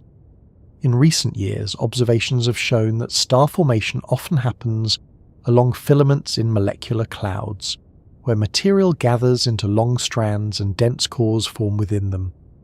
A dark nebula, then, may not be a round blob at all. It may be part of a web of cold gas, with knots and strands arranged by gravity, turbulence, and magnetic fields. From Earth, we may see only the shadowed outline. At longer wavelengths, the hidden structure becomes clearer. One famous dark cloud complex is Barnard 68, a small dark nebula in the constellation Ophiuchus. In visible light, it looks like a nearly black patch with very few stars visible through it. It's often used as a clear example of how dust blocks background starlight. Infrared observations reveal many stars behind it, proving that the darkness is caused by intervening material rather than an empty region. Barnard 68 is also interesting because it appears to be a cold, dense cloud that may be close to gravitational instability. It is not forming a star dramatically in the way some other clouds are, but it gives astronomers a clean example of a dark cloud structure. It looks like a hole. It is actually a nearby cold, dusty object in front of a richer background. Sometimes science begins by saying, very gently, that the hole is a cloud, the way dark nebulae redden and dim background stars is another useful tool. Dust blocks blue light more efficiently than red light, so stars seen through dust can appear fainter and redder than they really are. This effect is called extinction and reddening. By measuring how much background stars are dimmed and reddened, astronomers can estimate how much dust lies between us and them. This helps map dust clouds and correct observations of stars and galaxies. Without accounting for dust, astronomers might underestimate a star's brightness or misjudge its temperature and distance. Dust is not merely an inconvenience, though it certainly enjoys behaving like one. It is a physical part of the galaxy, and learning how it affects light helps us understand both the dust and the objects behind it. Dark nebulae can also shape the appearance of emission nebulae. In many star-forming regions, bright glowing gas and dark dust lanes are intertwined.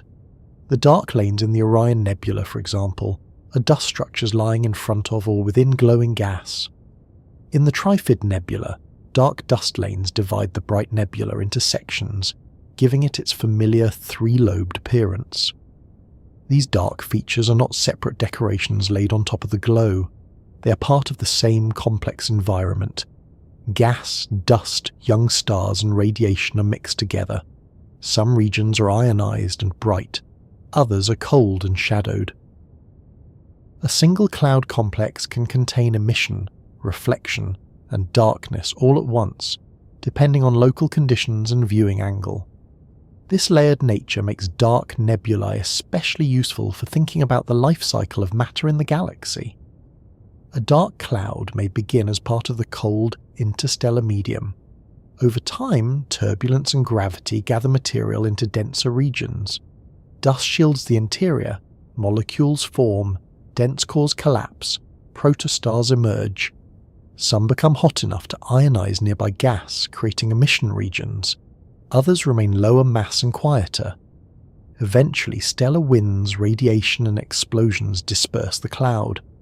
What was once dark may become glowing, then scattered, then mixed back into the galaxy. Darkness is not a permanent identity. It is a stage, a condition, a moment when material is dense enough and shielded enough to hide its interior. There is also a human lesson in how dark nebulae were understood. For a long time, astronomy was shaped by what visible light could show. Objects that shone were easier to catalogue. Objects that blocked light could be mistaken for empty spaces. As instruments improved, especially with photography and later infrared and radio astronomy, the dark spaces became objects in their own right.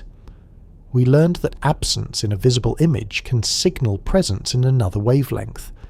This is a pattern that repeats throughout astronomy. The universe does not reveal itself all at once. It gives different answers depending on how we look. Visible light tells one story. Infrared tells another. Radio waves, X-rays, ultraviolet, and millimeter wavelengths each add their own corrections. A dark nebula is a reminder that relying on one sense can make the universe look emptier than it is. If you imagine standing somewhere near a dark nebula, the scene would not look like a black wall from every angle. The darkness depends on background light and perspective. From one direction, the cloud might silhouette itself against the Milky Way. From another, it might be faint or nearly invisible. If nearby stars illuminate part of it, it might show reflection. If hot stars ionize its edge, it might glow. The object itself is three-dimensional, irregular and diffuse. We see a projection. This is why astronomers combine observations with models to understand the true shape and structure. A dark patch in the sky may correspond to a clump, a filament, a sheet, or several overlapping clouds along the line of sight.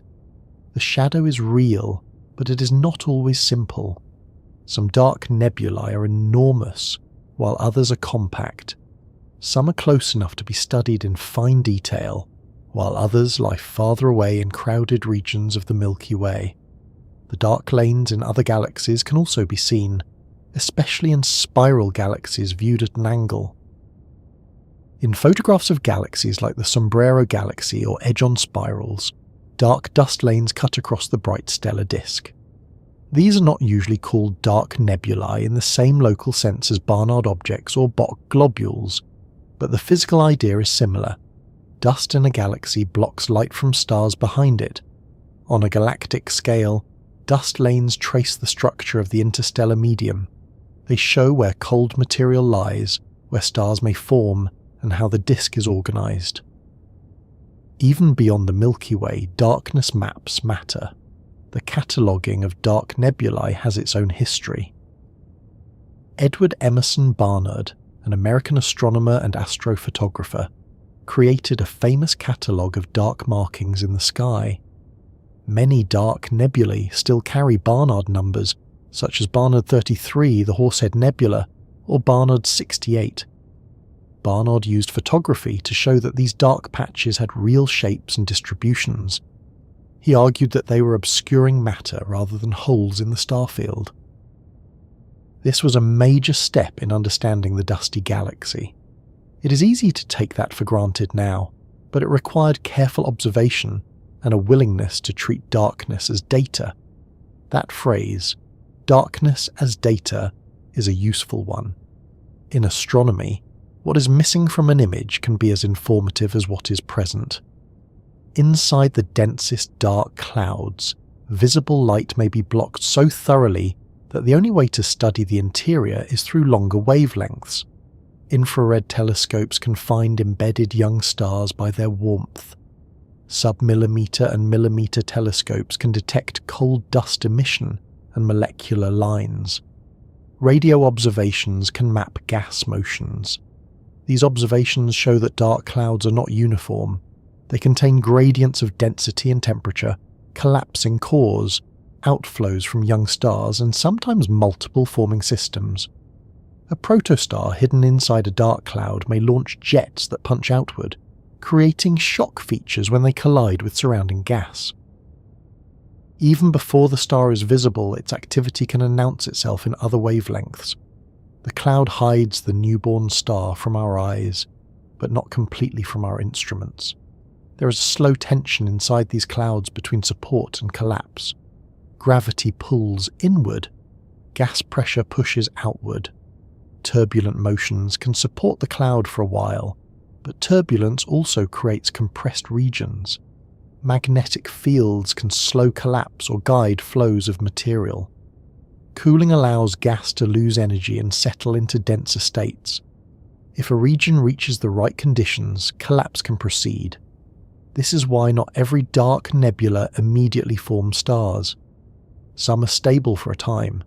Some may be dispersed before they collapse. Some form only a few low-mass stars. Others are part of giant complexes producing clusters of young stars. The darkness is a clue, not a guarantee. It tells us that there is dust and gas, but the detailed future of the cloud depends on its mass, density, environment, and internal structure. Dark nebulae can be surprisingly cold.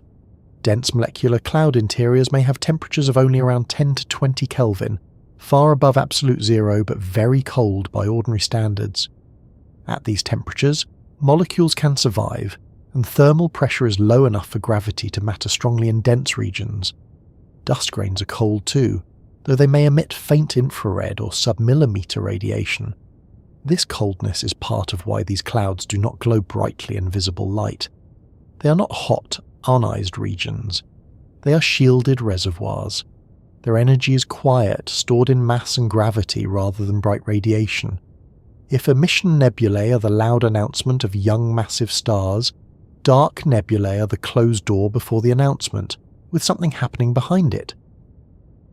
It is tempting to think of them as mysterious in a purely decorative way, but their importance is very practical.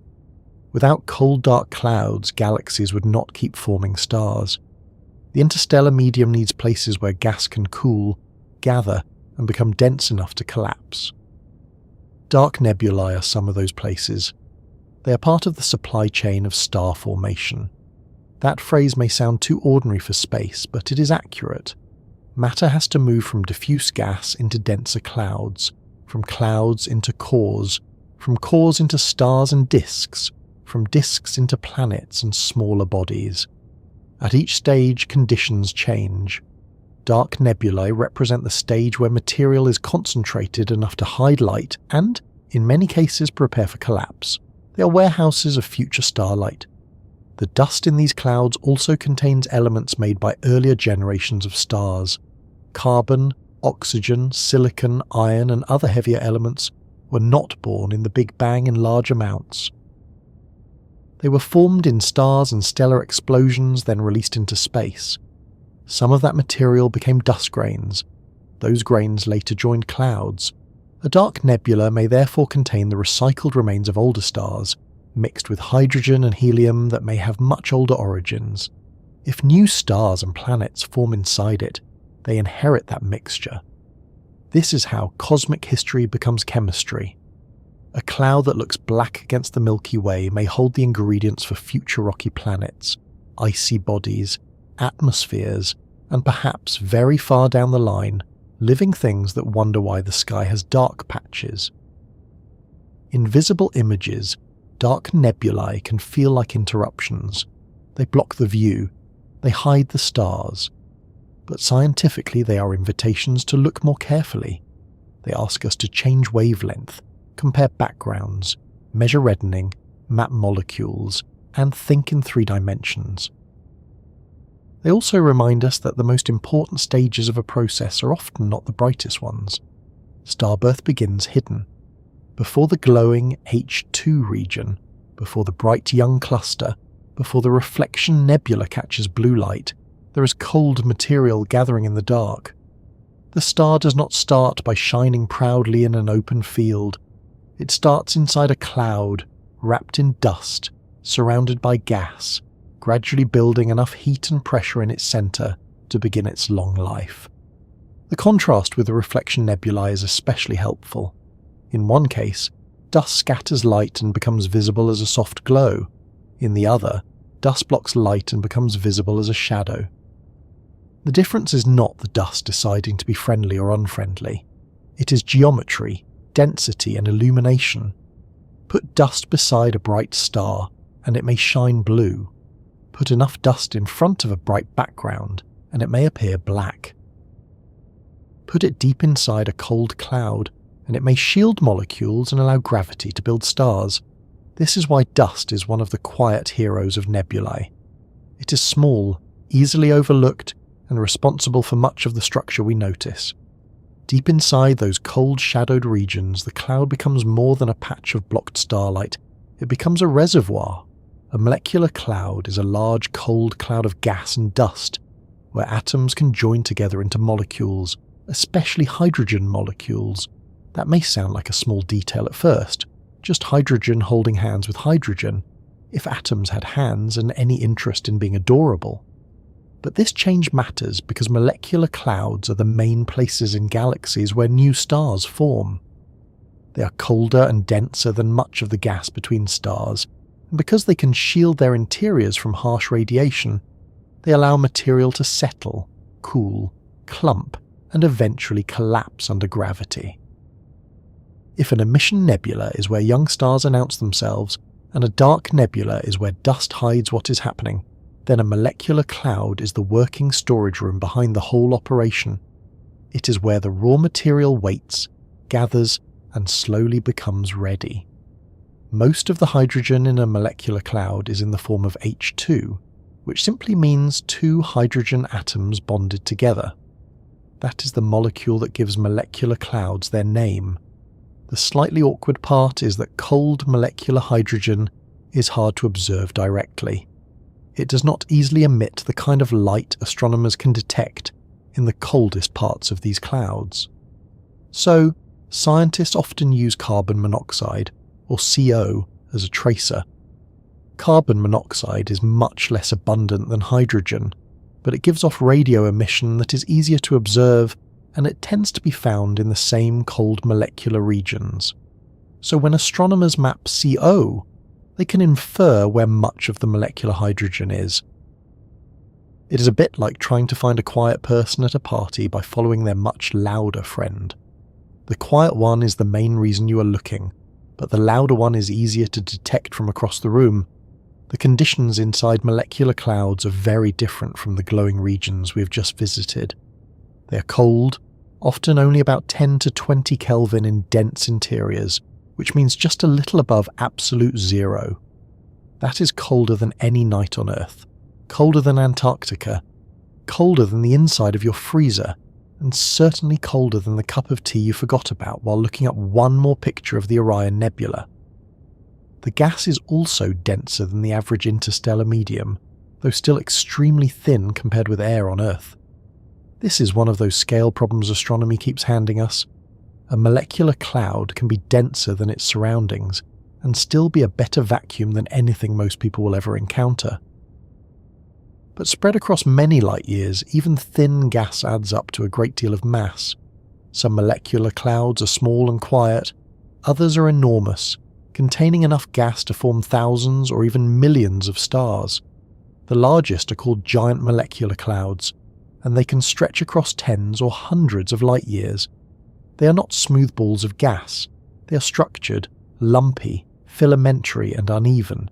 They contain dense cores, long strands, turbulent flows, pockets of dust, magnetic fields and regions that may be stable for a while before collapsing. The word cloud is useful, but it can also be misleading if it makes us imagine something fluffy and simple.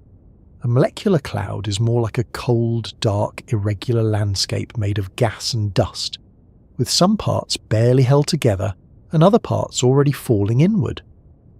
Gravity is the quiet force that eventually makes these clouds important. Gas floating through space does not automatically become stars. It has to lose enough heat, gather enough density, and overcome the pressures and motions that resist collapse. Molecular clouds help because their cold temperatures reduce pressure, while dust shields their interiors from radiation that would otherwise heat or break apart molecules. In denser regions, gravity can start to win. Material falls inward. A clump becomes a core becomes denser still. At the center, pressure and temperature rise. A protostar forms, though at first it may be buried so deeply in dust that visible light cannot escape. The star begins in darkness, not because it is unimportant, but because it has not yet cleared its room. This is why molecular clouds are often called stellar nurseries. The phrase is common, and it is useful, though we should not imagine anything too tidy. A real nursery has walls, labels, schedules, and someone trying to keep track of snack time. A molecular cloud has turbulence, magnetic fields, jets, radiation, dust grains, collapsing cores, and occasionally massive young stars that begin reshaping everything around them before the rest of the cloud has had a chance to settle. It is not neat, but it is where stars begin. The Sun itself formed in some molecular cloud about 4.6 billion years ago, though that original birth cloud has long since dispersed. We cannot point to it now. It has mixed back into the galaxy, like steam vanishing into air after the kettle boils. One of the most famous molecular cloud systems is the Orion Molecular Cloud Complex, which includes Orion A and Orion B.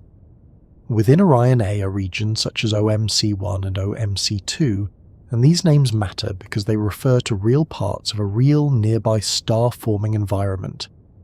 OMC1 lies behind the bright Orion Nebula and includes some of the densest and most active material in that region. OMC2, also in the Orion A cloud, contains young protostars, jets, dense gas, and dusty structures. The Orion system is especially valuable because it's close enough for detailed study and active enough to show many stages of star formation. In the same broad complex, we can see cold molecular gas, dark clouds, glowing emission, reflection regions, newborn stars, and protoplanetary disks. It is not one object doing one thing. It is a whole neighbourhood of starbirth, with different parts at different stages. The Orion Molecular Cloud is also a good reminder that what we see with our eyes is only part of the structure. The bright Orion Nebula is the showpiece, the glowing face turned toward us. But behind and around it is a much larger supply of molecular material. Infrared and radio observations reveal regions hidden from visible light, where young stars are forming inside dense gas. OMC1 is famous for being active and complex with powerful outflows and embedded young objects. The visible nebula is impressive, but the molecular cloud gives it context. It is the deeper reservoir from which the young stars formed and through which their energy is now moving. Without the molecular cloud, the glowing nebula would have no story behind it.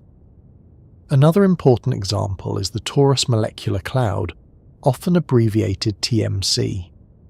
It includes the famous cold dark cloud TMC1, which is especially well known in astrochemistry. TMC1 is not famous because it is dazzling in visible light. It is famous because its cold gas contains a rich mixture of molecules, including long carbon chain molecules that astronomers can detect through radio observations. Taurus is a relatively nearby region of low-mass star formation, meaning it is not dominated by the extremely massive, intensely hot stars that make regions like Orion so dramatic. Instead, Taurus gives astronomers a calmer view of how Sun-like and smaller stars can form. It contains young T-Tauri stars, protostars, disks, and dense cores. The name T-Tauri itself comes from a young variable star in this region, and it now describes a whole class of young stars still settling toward their mature state. Taurus is useful because it shows star formation without quite as much violence from massive stars. There are still jets, outflows, disks, and cloud motions, of course. Space rarely offers a completely quiet laboratory. But compared with the Orion region, Taurus is gentler and more spread out. This helps astronomers study the early lives of lower-mass stars in detail. In a cloud like Taurus, a dense core may collapse into a protostar. The protostar may gather material through a disk, and jets may shoot outward along the star's rotation axis. Eventually, the star clears enough surrounding material to become visible. Around some young stars, dusty disks may later form planets. That means molecular clouds like Taurus are not only star nurseries, they are the starting places for future planetary systems. A third example, and a very famous one in recent telescope images, is the Rho-Ophiuchi cloud complex. One of its main dense regions is known as L1688, a catalogue designation that refers to a dark cloud in the LINS catalogue. Rho-Ophiuchi is one of the closest star-forming regions to Earth, which makes it especially useful for studying young stars and their surroundings. It contains dark clouds, reflection nebulae, embedded protostars, jets, and young stellar objects at different stages. Because it is close by, telescopes can resolve details that would blur together in more distant regions. Images of Rho-Ophiuchi often show a mixture of dark, dusty lanes, warm, glowing gas, and stars wrapped in cloud material. It is a good example of how molecular clouds do not always present themselves as one simple type of nebula. They contain several visible faces at once. In Rho-Ophiuchi, young stars are actively interacting with the gas around them. Jets from young stars can ram into surrounding material, creating shock-heated regions. Dust can hide some objects and scatter light from others. Infrared observations are especially useful because they can reveal warm dust and young stars still buried in the cloud. This is the stage where a star is becoming visible to the universe, but has not fully escaped the material that formed it. It is rather like someone waking up under several blankets and trying to find the edge of the bed. The star is there, energy is moving outward, but the cloud still has a lot to say about what can be seen. A fourth example is the Perseus molecular cloud, which includes the well-known star-forming region NGC-1333. NGC-1333 is often photographed as a reflection nebula, but it sits within the larger Perseus molecular cloud and contains many young stars. It is a busy nearby region where star formation is happening in clusters, with outflows and jets from young stellar objects carving through surrounding gas. This makes Perseus especially useful for studying how groups of stars form together rather than completely alone. In places like NGC-1333, young stars are close enough to affect their surroundings and perhaps each other. The cloud is not just forming one star in isolation, it is producing a small community, and that community begins to change the cloud almost as soon as it appears. A fifth example, much more extreme, is Sagittarius B2, usually shortened to SGRB2. This is a giant molecular cloud near the centre of the Milky Way, close to the region around the central supermassive black hole, Sagittarius A star. SGRB2 is one of the most massive and active star-forming clouds in our galaxy. It is dense, complex, chemically rich, and difficult to study because the line of sight toward the galactic centre is crowded with dust and stars. Infrared and radio observations are essential there. SGRB2 contains hot cores, compact H2 regions, dense dust, and many molecules. It is a very different environment from Taurus. If Taurus is a quiet workshop for low-mass stars, SGRB2 is a crowded industrial district near the middle of the galaxy, with heavy machinery running somewhere behind a wall of dust. This variety matters because molecular clouds are not all the same.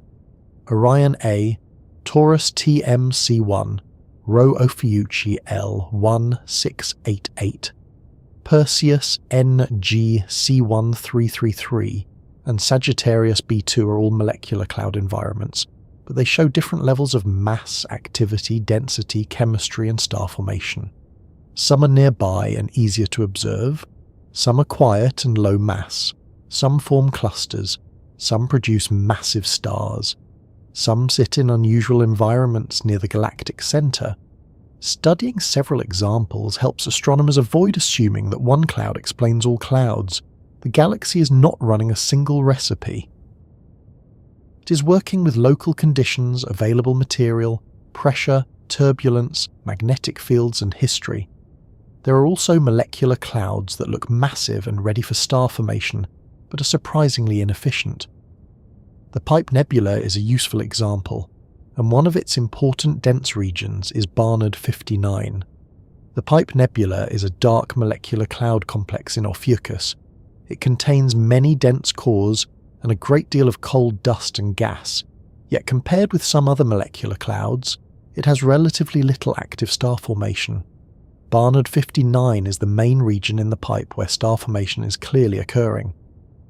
This is important because it shows that having cold molecular material is necessary for star formation, but not always sufficient to produce stars quickly.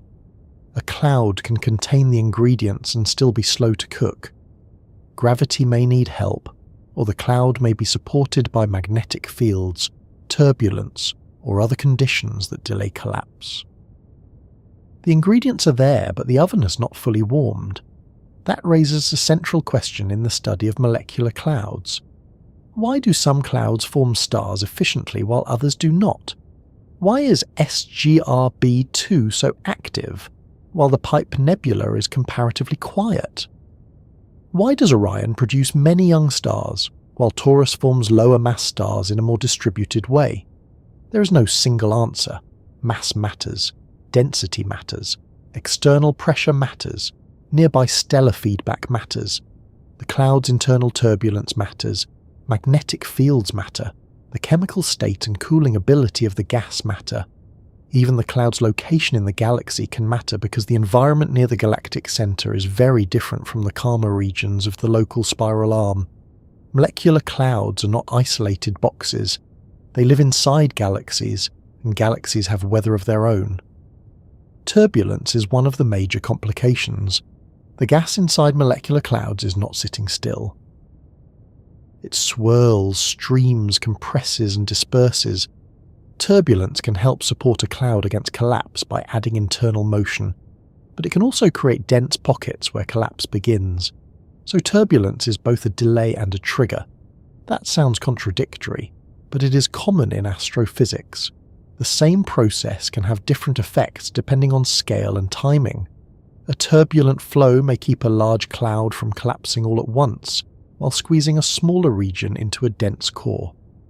This means star formation can be patchy. One part of a cloud may remain quiet while another begins forming stars. A molecular cloud is not a pot of soup heating evenly. It is more like a stew someone forgot to stir properly, with hot spots, cold spots, clumps, and a suspicious caret at the bottom. Magnetic fields add another layer. Molecular clouds contain charged particles and dust grains that can interact with magnetic fields. These fields can help support gas against gravity or guide flows of material along certain directions. They may influence the formation of filaments and the collapse of dense cores. Measuring magnetic fields in cold clouds is difficult, but polarization observations of dust emission and scattered light can provide clues. This is one reason astronomers study dust so carefully. Dust is not only blocking light or scattering it, it can also reveal how magnetic fields are arranged. A tiny grain can become a pointer in a vast cloud, quietly indicating a direction in space. The chemistry of molecular clouds is another reason they are so fascinating. In cold, dark interiors, molecules can form that would be destroyed in harsher environments. Some freeze onto dust grains, some react on grain surfaces, some remain in the gas and emit radio or millimeter wavelengths that telescopes can detect. TMC1 in Taurus is especially famous for carbon chain molecules and complex chemistry. SGR-B2 is famous for its rich molecular inventory, including many organic molecules.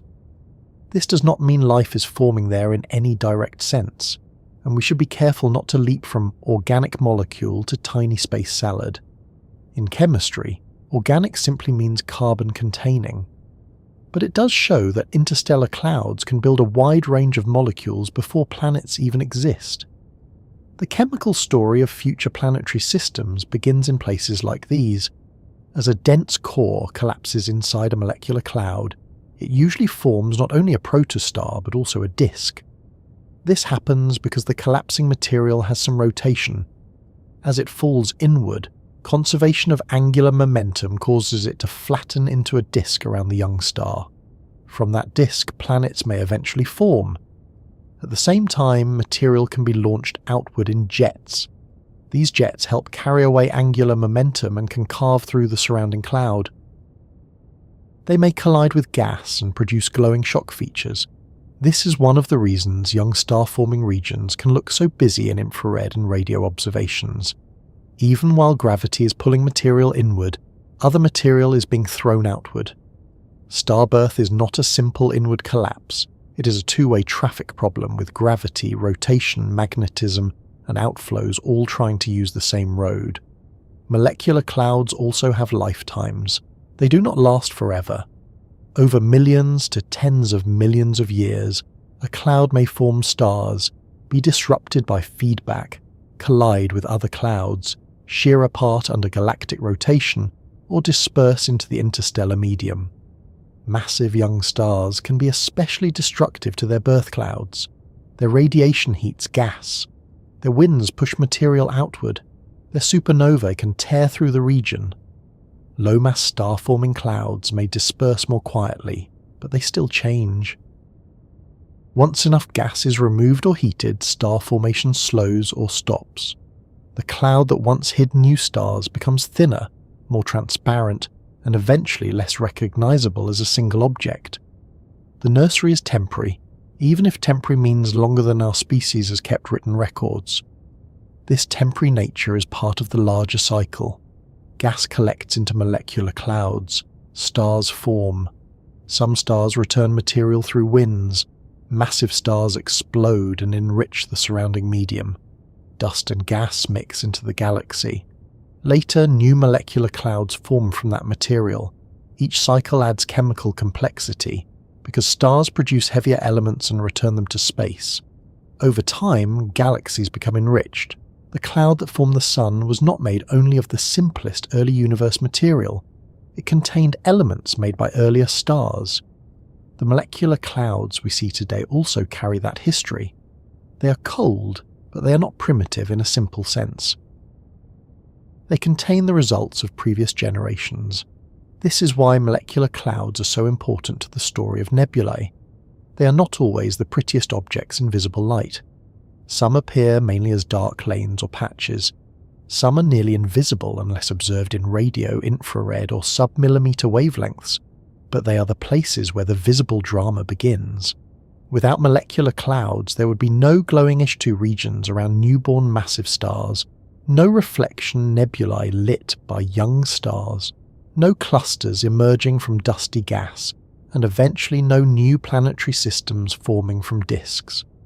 Molecular clouds are the quiet preparation before the sky lights up. For a listener looking at a beautiful nebula image, it can be easy to focus on colour. Red hydrogen glow, blue scattered light, black dust lanes, golden infrared structures. But behind many of those colours is a molecular cloud doing practical work. It stores mass. It shields gas. It allows molecules to survive. It creates dense cores. It feeds protostars. It supplies disks. It sets the environment for the next generation of stars. The cloud may look still, but it is moving. It may look empty, but it is full of particles. It may look dark, but it may contain objects younger than any star visible nearby. That is the calm surprise of molecular clouds. They hide activity not because nothing is happening, but because the earlier stages happen best away from harsh light. Once massive young stars form inside or near these molecular clouds, their ultraviolet radiation begins to change the surrounding gas. For a long time, the gas may have been cold, dark, molecular, and hidden from ordinary visible light. It may have held dense cores, slow turbulence, dust grains, and molecules quietly forming in the protected interior. Then, in one part of that cloud, gravity gathers enough material into a newborn star, and if that star is massive enough, it does not simply glow politely and mind its own business. It floods its surroundings with ultraviolet radiation, it heats the gas, it breaks molecules apart, it strips electrons from hydrogen atoms. The cloud that once hid the beginning of star formation begins to announce that something young and powerful is inside it. This is the world of H2 regions, where hot stars wake the gas around them and turn cold material into glowing, ionized space. The name H2 region looks a little unfriendly at first, as though astronomy briefly handed the naming job to a filing cabinet. But it is actually straightforward once you know the code. The letter H means hydrogen. Hydrogen is the most common element in the universe, and in many interstellar clouds it is the main ingredient by far. The Roman numeral 1 means neutral hydrogen, where the electron is still attached to the proton. The Roman numeral 2 means ionized hydrogen, where the electron has been knocked away. So an H2 region is a region of ionized hydrogen, that is it. No secret handshake required. It is hydrogen gas that has been energized by the ultraviolet light of nearby hot stars, especially young massive stars of the O and early B types. These stars are the key because they are hot enough to produce large numbers of ultraviolet photons. A photon is a packet of light, and an ultraviolet photon can carry enough energy to ionize hydrogen. When one of these photons strikes a hydrogen atom, it can knock the electron free from the proton. The gas becomes plasma, a state where charged particles move around separately rather than remaining bound in neutral atoms. Later, electrons recombine with protons, and as they settle into lower energy levels, they release light. Some of that light comes out at visible wavelengths, including the red hydrogen alpha line that appears so strongly in many images of star-forming nebulae. That red glow is not fire. It is not gas burning in the ordinary sense. It is atoms responding to radiation, losing electrons, regaining them, and giving off light in the process. This makes an H2 region different from the cold molecular cloud that came before it. A molecular cloud is shielded, cold and dark, with hydrogen mostly in molecular form. An H2 region is warmer, ionized and luminous, with hydrogen broken into protons and electrons. These two environments can sit right next to each other. In fact, they often do. A hot young star may carve an ionized bubble into the edge of a molecular cloud, while dense cold gas remains beyond the ionization front. That boundary, where ionized gas meets neutral or molecular gas, is one of the most interesting places in star-forming regions. It is a moving edge, a transition zone, a place where radiation changes the state of matter. If the molecular cloud is the quiet room before sunrise, the H2 region is what happens when someone opens the curtains with far too much enthusiasm.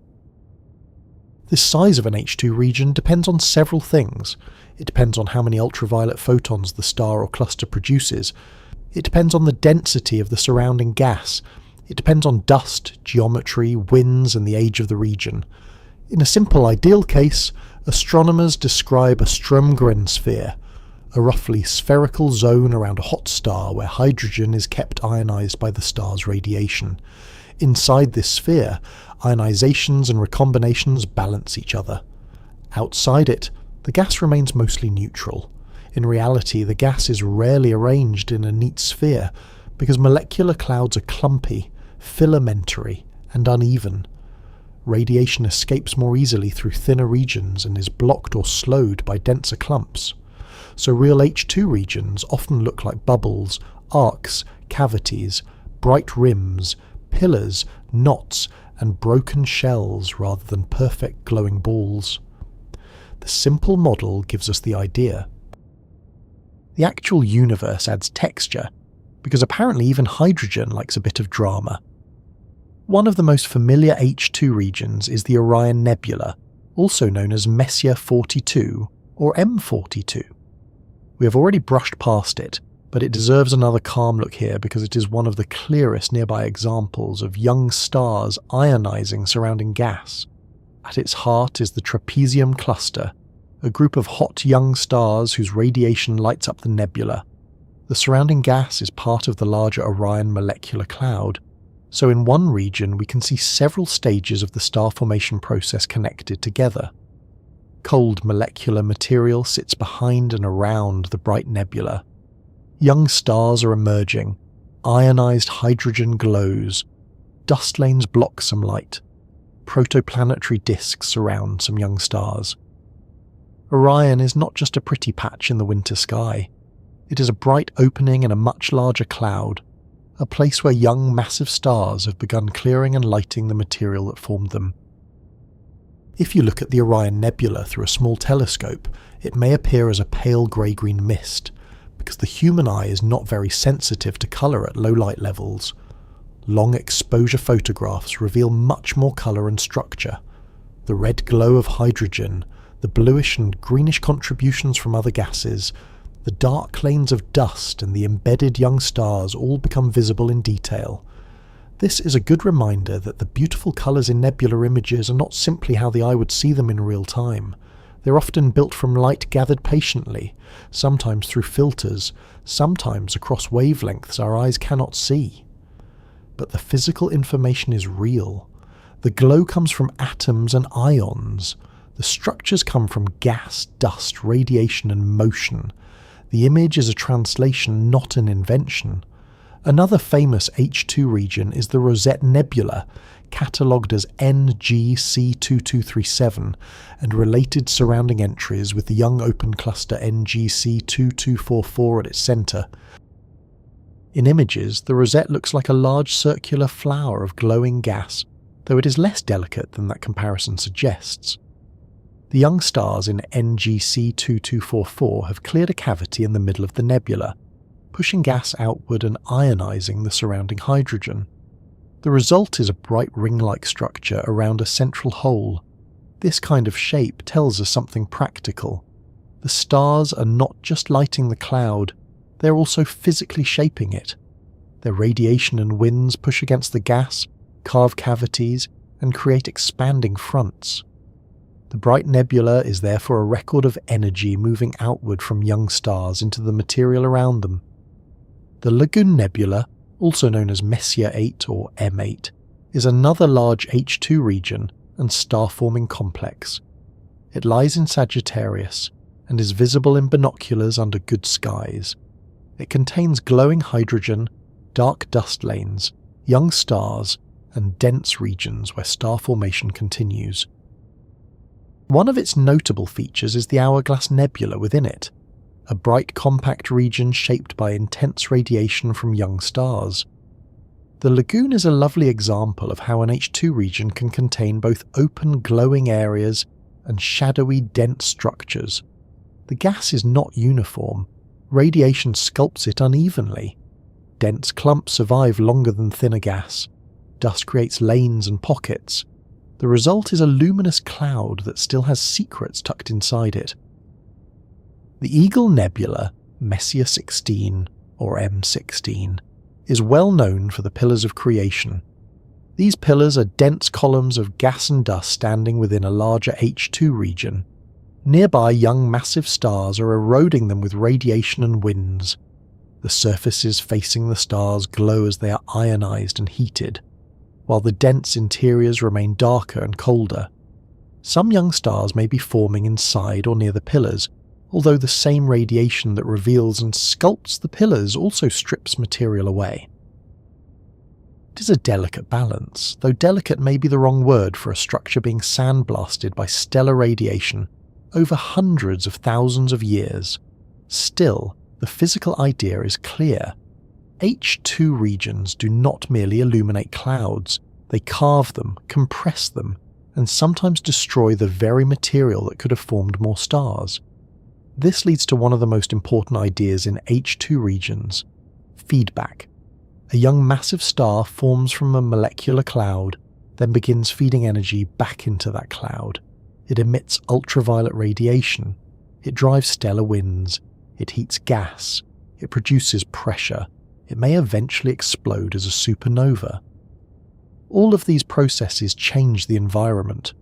Feedback can slow star formation by dispersing gas and making it harder for more material to collapse. But it can also trigger star formation by compressing nearby gas into denser clumps. Whether feedback prevents or promotes new stars depends on local conditions.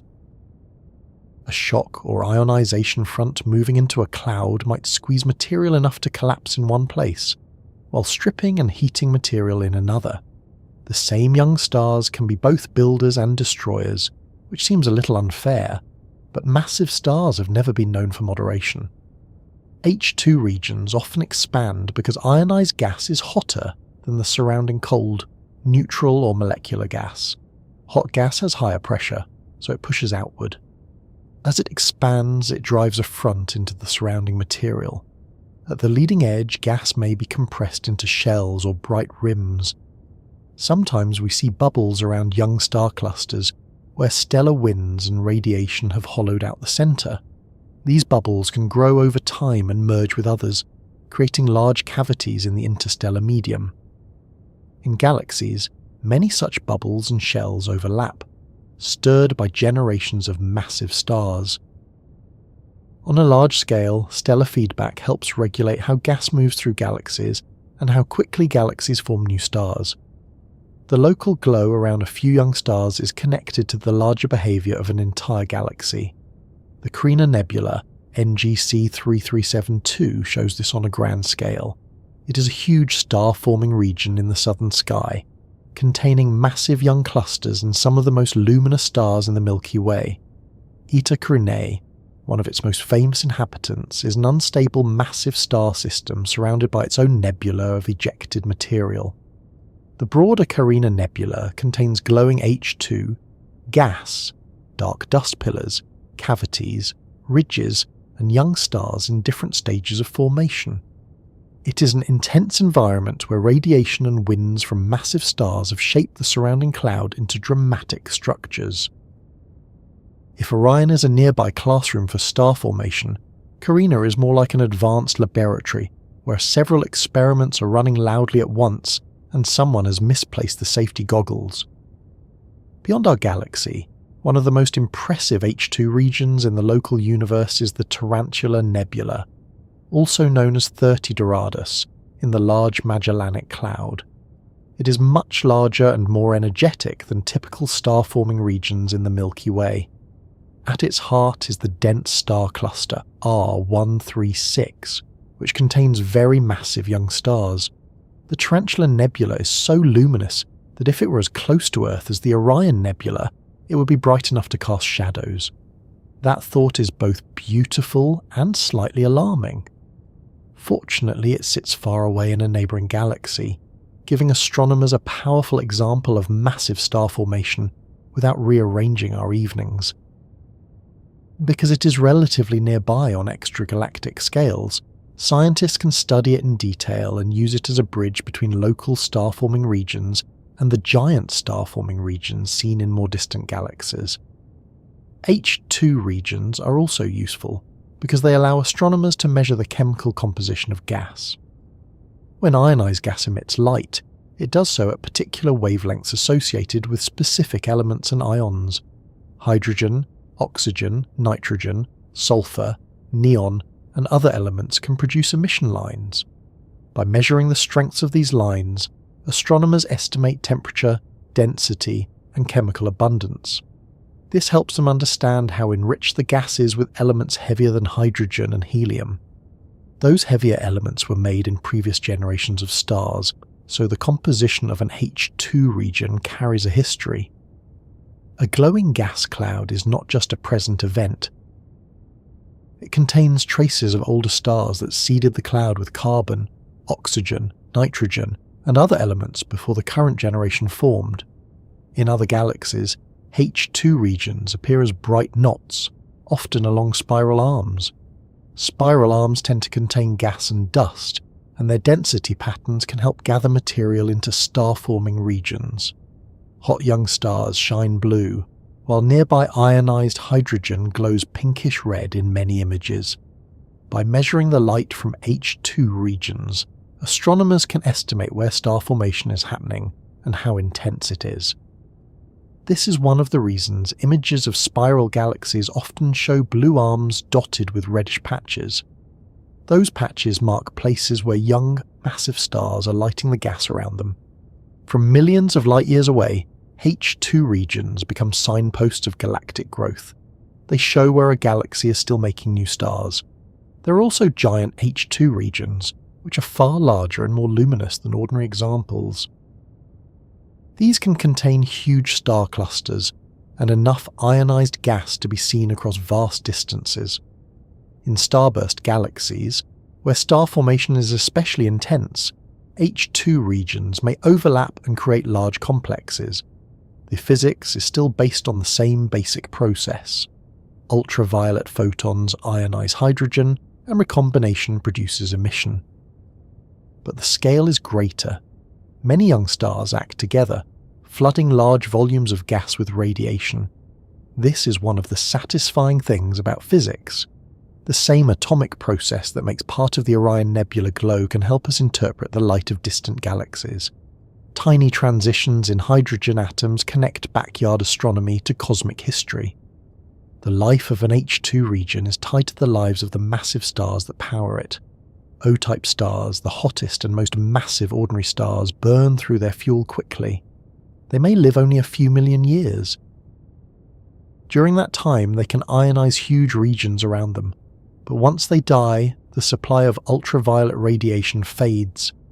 The gas begins to recombine, the glow weakens unless other hot stars remain.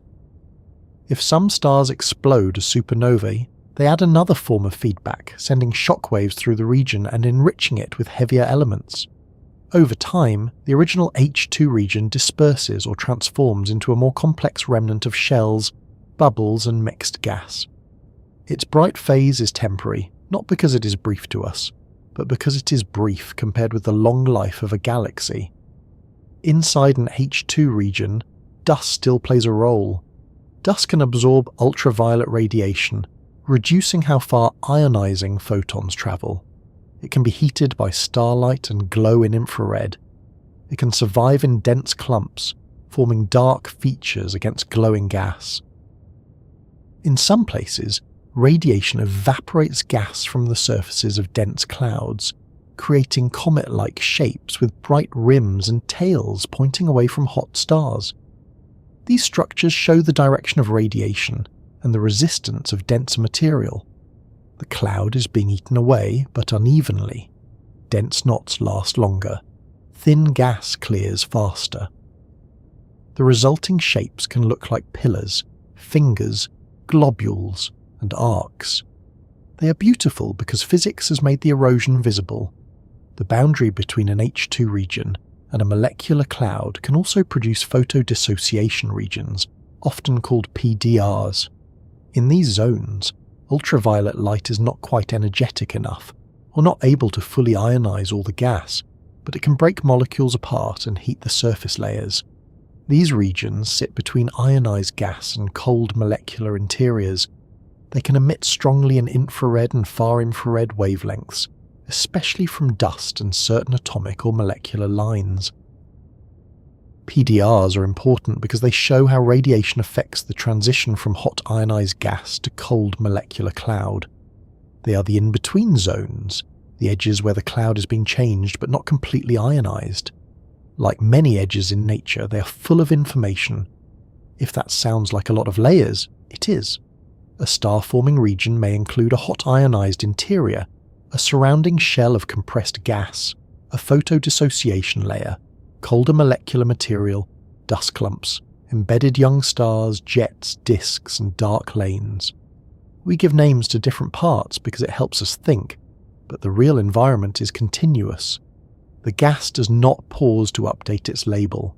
It simply changes state depending on radiation, density, temperature, and chemistry.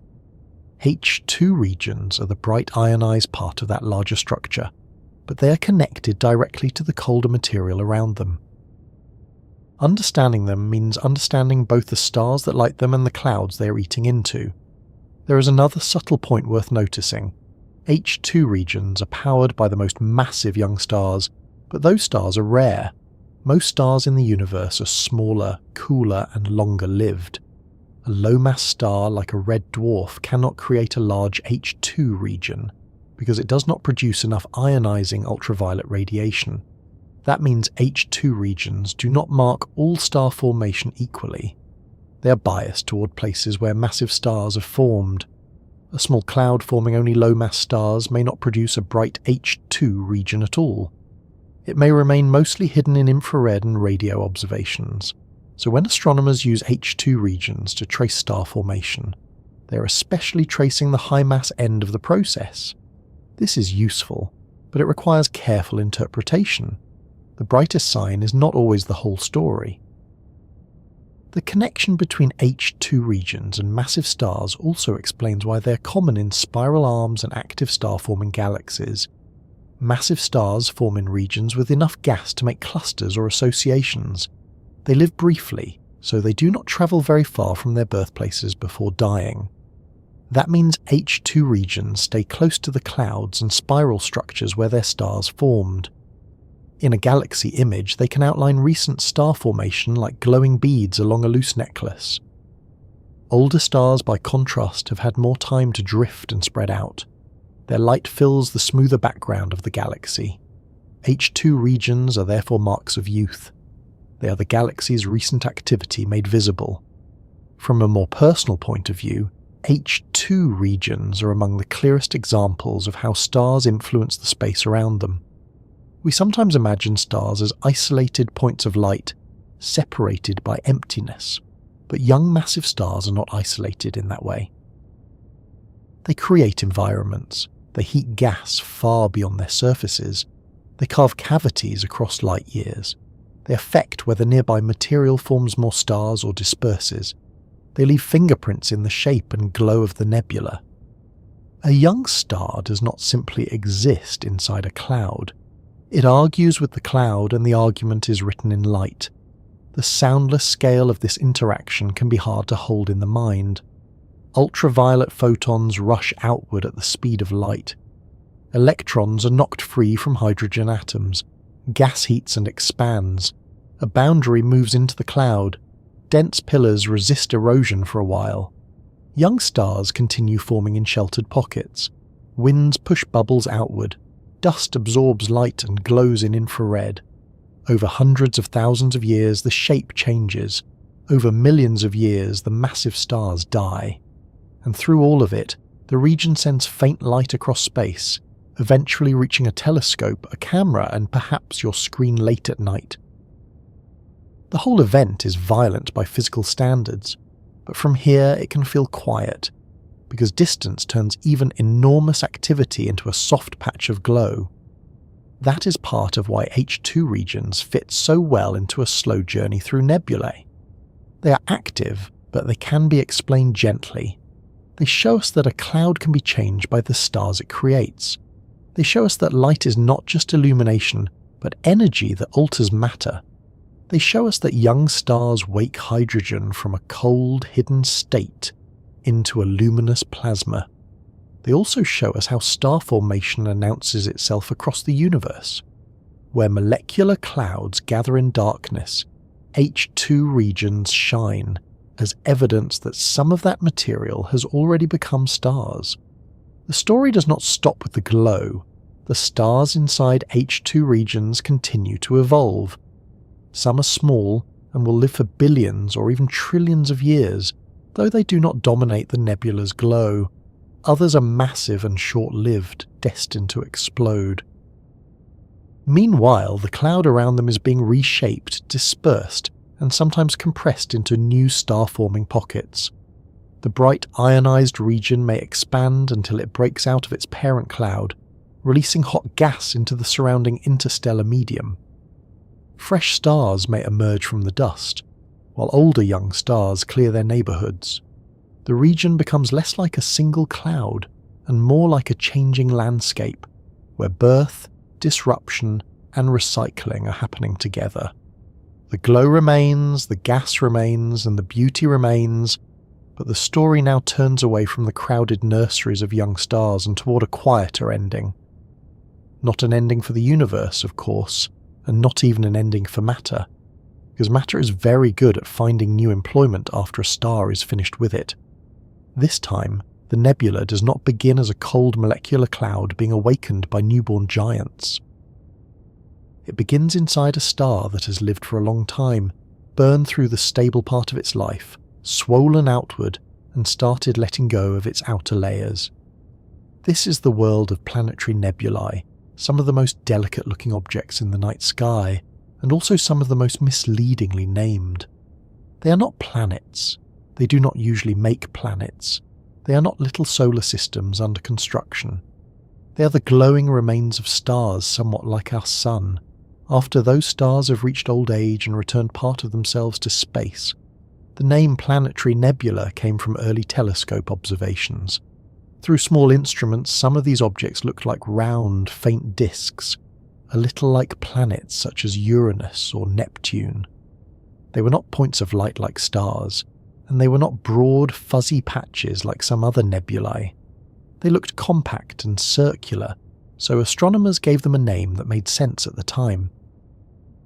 Then, as telescopes improved, the name became increasingly awkward, but by then it had settled into the language like an old chair no one quite wants to move. So when we say planetary nebula, we're not talking about a planet. We're talking about a star's outer atmosphere expanding into space, lit up by the hot core left behind. Astronomy has many such names, and we must be patient with them. The universe was not consulted when the labels were printed. A planetary nebula forms when a low or intermediate mass star approaches the end of its life. A star like the Sun spends most of its lifetime on what astronomers call the main sequence, where hydrogen fuses into helium in its core. For the Sun, this stable phase lasts around 10 billion years.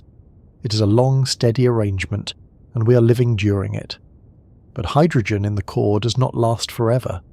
When the core hydrogen runs low, the balance inside the star changes. The core contracts, outer layers expand, and the star becomes a red giant. Later, for stars in the right mass range, the star enters a late phase called the asymptotic giant branch, where it becomes unstable, swollen, cool on the surface, and very good at losing mass. It begins shedding its outer layers into space through slow winds and pulses. This is not a single dramatic explosion like a supernova. It is more like a long, uneven exhale. That exhale can release a large part of the star's outer material. The star does not simply vanish. Its core remains, and that core becomes extremely hot as the outer layers drift away. Once enough of the surrounding material has thinned, ultraviolet radiation from the exposed hot core streams into the expanding gas. Just as ultraviolet light from young, massive stars can ionize hydrogen in H2 regions, the hot central star of a planetary nebula can ionize the gas it has shed. The gas begins to glow. The central star is on its way to becoming a white dwarf, a dense remnant roughly Earth-sized but containing much of the original star's core mass. Around it, the lost outer layers expand as a glowing shell, ring, bubble, or more complicated shape. It is a farewell that becomes visible because the star's own exposed core lights up the material it has just released. This is why planetary nebulae are sometimes described as the gentle last breath of sun-like stars. The phrase is not perfect because the physics can be energetic, and the winds can be fast and the radiation can be harsh. But compared with a supernova, it is gentle. A massive star can die by collapsing and exploding, tearing itself apart in a blast that can outshine a galaxy for a short time. A sun-like star does not end that way. It sheds, it peels away, it uncovers its core. It leaves a glowing cloud that may last for only tens of thousands of years before fading into the surrounding interstellar medium. On cosmic timescales, that is brief, almost like a spark. But during that brief phase, the nebula can be astonishing. One famous example is the Ring Nebula, also known as Messier 57 or M57, in the constellation Lyra. Through a small telescope, it appears as a tiny smoke ring, a pale oval loop suspended against the dark sky. It is one of the most familiar planetary nebulae for amateur astronomers because it is relatively bright and easy to find during the right season. But the ring shape is partly a matter of perspective. The nebula is not simply a flat ring sitting in space like a cosmic bracelet. It is a three-dimensional structure, likely more like a barrel, torus, or shell seen from a particular angle, with different densities of gas and different ionized regions. The shape we see is the projection of a more complicated object. Space keeps doing that to us, showing a three-dimensional object as a two-dimensional image and then quietly waiting while we work out what is really going on.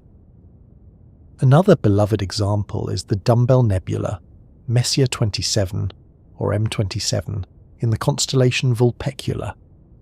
It was the first planetary nebula ever discovered, found by Charles Messier in 1764. In images, it has a broad, pinched shape that early observers compared to a dumbbell or hourglass. Like M57, its appearance depends on structure and viewing angle. The central star has shed gas, and the expanding material is shaped by winds, density variations, and possibly by interactions that are still studied. M27 is a good reminder that planetary nebulae are rarely perfect spheres. Some are roundish, many are elliptical, others are bipolar, with two lobes extending in opposite directions. Some have rings, knots, jets, halos, and layered shells. A star may lose material in different episodes, at different speeds, and in different directions, producing a more complex nebula than a simple bubble. The Helix Nebula, NGC 7293 in Aquarius, is another famous planetary nebula and one of the closest examples to Earth. It is sometimes called the Eye of God in popular culture, though astronomers generally prefer the catalogue name when trying to keep the room calm. The helix appears as a large, faint ring in the sky, much wider than the Ring Nebula from our viewpoint because it is closer. In detailed images, it shows comet-like knots, small dense clumps of gas with tails pointing away from the central star. These knots are shaped by the radiation and winds from the hot central star interacting with denser material. They make the nebula look textured and almost granular, though each knot is still enormous by human standards. Once again, the apparent delicacy hides real physical processes, gases expanding. Radiation is heating and ionizing it. Dense clumps resist erosion for a while. The central star is fading toward its white dwarf future. Then there is the Cat's Eye Nebula, NGC 6543. In Draco, one of the most complex and striking planetary nebulae known, it shows nested shells, bright arcs, knots, and a detailed inner structure that suggests the star lost mass in multiple episodes. Its shape may have been influenced by a companion star, changing winds, magnetic effects, rotation, or some mixture of these. The cat's eye is the sort of object that reminds us how much can happen in what sounds like a simple process. A star sheds its outer layers, yes, but how it sheds them matters. Does it have a companion star tugging on the gas? Is the star rotating? Are the winds faster at some times than others? Are there dense equatorial regions that force material to escape more easily along the poles? Small differences in the system can produce very different shapes. This question of shape is one of the most interesting puzzles in planetary nebulae.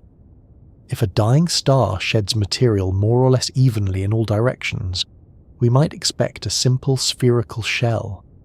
Some planetary nebulae do look fairly round, but many do not. Bipolar planetary nebulae have two lobes, often with a narrow waist in the middle. Others show elliptical shells, rings, point-symmetric structures, or jet-like features. One possible explanation is binary interaction. Many stars have companions, and if a dying red giant has a nearby companion star, the companion can disturb the outflowing gas. It can help shape the material into disks, rings, or lobes. In some cases, the companion may even spiral into the outer envelope of the giant star, creating a common envelope phase that ejects gas in dramatic ways. That is not gentle in the household sense, but it may still end with a nebula that looks almost carefully sculpted. Winds also matter. Late in its life, the star may first lose material in a relatively slow, dense wind, while it is a red giant or asymptotic giant branch star. Later, as the central core becomes hotter, it may produce a faster, thinner wind. This fast wind catches up with the older slow wind, pushing into it and shaping the nebula. The collision between winds can create shells, bubbles, and shock structures. Add uneven density, rotation, magnetic fields, and a possible companion star, and the result can be wonderfully complicated. A planetary nebula is therefore not just a star dropping its coat on the floor. It is more like several layers of material being released and rearranged, while the exposed core becomes hotter and more intense. The colours in planetary nebula images tell their own grounded story. Different gases emit light at different wavelengths when ionized. Hydrogen can contribute red and other lines. Doubly ionized oxygen often produces strong greenish-blue emission. Nitrogen, sulfur, helium, and other elements can appear as well. Because the central star becomes very hot, it can ionize gas to high states, producing strong emission lines that reveal temperature, density, and chemical composition. When astronomers split the light of a planetary nebula into a spectrum, they can identify which elements are present and estimate how the star enriched its outer layers before shedding them.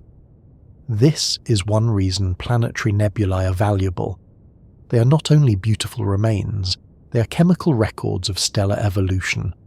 A star like the Sun does not make large amounts of the heaviest elements. It will not forge iron in the way massive stars can. But during its life, especially in the later phases, it can produce and dredge up elements such as carbon and nitrogen, and it can release material enriched by internal nuclear processes. When the outer layers are shed, those elements return to interstellar space. Over time, that material mixes with gas from other sources, including supernovae, stellar winds, and older clouds. Later, it may become part of new molecular clouds and future stars and planets. In this way, planetary nebulae help recycle matter through galaxies. They are not the only recycling route, and they are not the most explosive, but they are important, especially for elements made in lower and intermediate mass stars. The central star of a planetary nebula is one of the most important parts of the system, even if the surrounding cloud gets most of the attention in photographs. This central star is the exposed core of the former red giant. It is extremely hot, often far hotter than the Sun's surface, and it emits ultraviolet radiation capable of ionizing the surrounding gas. Over time, the central star settles down into a white dwarf. A white dwarf no longer produces energy through ordinary fusion in its core. It shines because it is still hot, slowly cooling over enormous timescales. Once the central star fades and the expanding gas thins, the planetary nebula becomes harder to see. Eventually, the glowing shell disperses into the interstellar medium, leaving the white dwarf behind. The nebula phase is brief. The white dwarf phase lasts much longer. This brevity is part of why planetary nebulae are special. A star may live for billions of years, but the visible planetary nebula may last only around 10,000 to a few tens of thousands of years. That is a long time compared with a human life, but short compared with the star's full existence. We see planetary nebulae because many stars exist, and because some happen to be passing through this short stage right now. It is like walking through a forest and seeing a leaf fall. The falling takes only a moment compared with the life of the tree, but if there are enough trees, you will see leaves falling. The galaxy contains enough aging stars that some planetary nebulae are always present, glowing briefly before their gas spreads too thin. Not every Sun-like star will necessarily make a bright planetary nebula. The details depend on the star's mass, how much material it loses, how hot the core becomes, and how quickly the gas disperses. If the central star evolves too slowly, the ejected gas may drift away and become too thin before it can be strongly ionized. If the star is too low in mass, the nebula may be faint or absent. Our own Sun is expected to become a red giant and eventually a white dwarf, and it may produce a planetary nebula, though there has been scientific debate over how bright or visible that nebula would be. More recent modelling suggests the Sun may indeed produce a faint planetary nebula, but not one of the grandest examples. That seems appropriate. The Sun is very important to us, but in stellar terms it is not especially showy. Even in old age, it may be more of a modest farewell than a theatrical exit. The future of the Sun is distant, around 5 billion years before it leaves the main sequence, so this is not a practical worry for tonight. By then, Earth conditions will have changed enormously long before the planetary nebula stage. Still, thinking about the Sun's eventual path helps make planetary nebulae feel less remote. When we look at objects like M57, M27, or NGC 7293, we are seeing a kind of future that belongs to stars in the Sun's family. Not the exact future in every detail, because each star has its own mass, composition, rotation, and possible companions, but the broad route is related. Hydrogen burning, red giant expansion, mass loss, exposed core, ionized shell, white dwarf. It is a stellar life cycle written across a glowing cloud. Planetary nebulae also help astronomers measure distances and study populations of stars in other galaxies. In some contexts, the bright emission lines from planetary nebulae can be detected in galaxies beyond the Milky Way. They can act as traces of older stellar populations because they come from aging stars rather than from the very young massive stars that create H2 regions.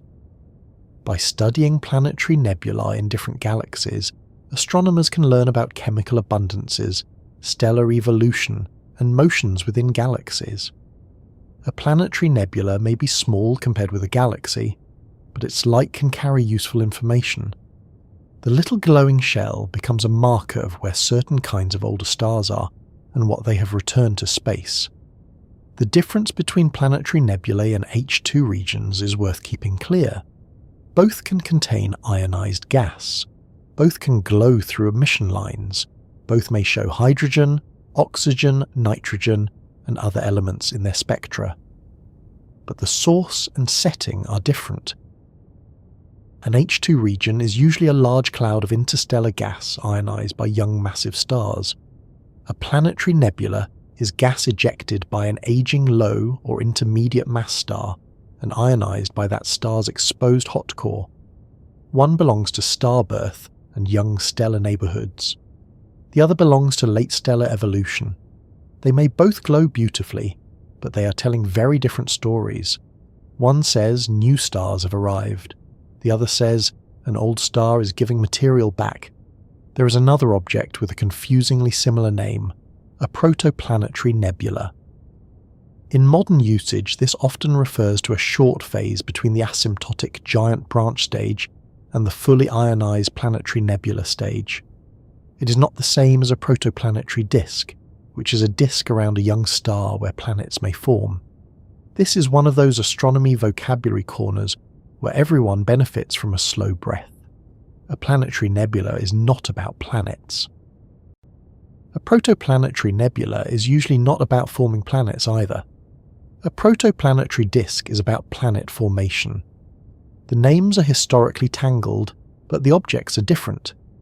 It is a bit like having 3 kitchen drawers labelled spoons, only one of which contains actual spoons. During the protoplanetary nebula phase, the star has shed material, but the central star may not yet be hot enough to ionize the gas strongly. The nebula may shine mostly by reflected light from the central star or by other processes. As the core heats, it begins ionizing the surrounding gas, and the object becomes a true planetary nebula. This transition is short, which makes such objects valuable for understanding how the complex shapes of planetary nebulae begin. Some already show bipolar lobes or jets before the gas is fully ionized. That suggests shaping can begin early, while the star is still moving from the red giant stage toward the white dwarf stage. The nebula's final appearance may be set before it fully lights up. The expansion of a planetary nebula also gives astronomers a way to think about time. Gas moves outward at measurable speeds. If scientists can estimate the size of the nebula and the speed of expansion, they can estimate a rough age. These ages are not always simple, because expansion speeds can vary, shells can accelerate or slow, and different layers may have formed at different times. But the basic idea is helpful. A planetary nebula is not static. It is growing, thinning, and fading. The shell we see now was closer to the star in the past. In the future, it will be larger and dimmer. If we could watch for thousands of years, we would see the shape change. Since we cannot, we compare many examples and build the sequence from different objects at different stages. Some planetary nebulae show halos around their brighter inner structures. These halos may be older material lost earlier in the star's red giant phase. Later, brighter inner shells form as faster winds and stronger radiation interact with denser recent ejecta. This layered structure tells us that mass loss was not a single event. The star may have been losing material for a long time before the central nebula became bright. In images, those faint outer halos can look like ghostly extensions, but physically they are part of the record of how the star shed its atmosphere. Each shell is a clue to timing, wind speed, and changing conditions near the star. The role of companions continues to be a major area of research. Many planetary nebulae have shapes that are hard to explain with a single star losing mass evenly. Binary stars may help create bipolar lobes, jets, disks, and asymmetries. If a companion orbits within the expanding outer layers of a giant star, it can transfer energy and angular momentum to the gas, helping eject it and shaping it into non-spherical forms. Some central stars of planetary nebulae are known binaries. Others may have companions that are difficult to detect.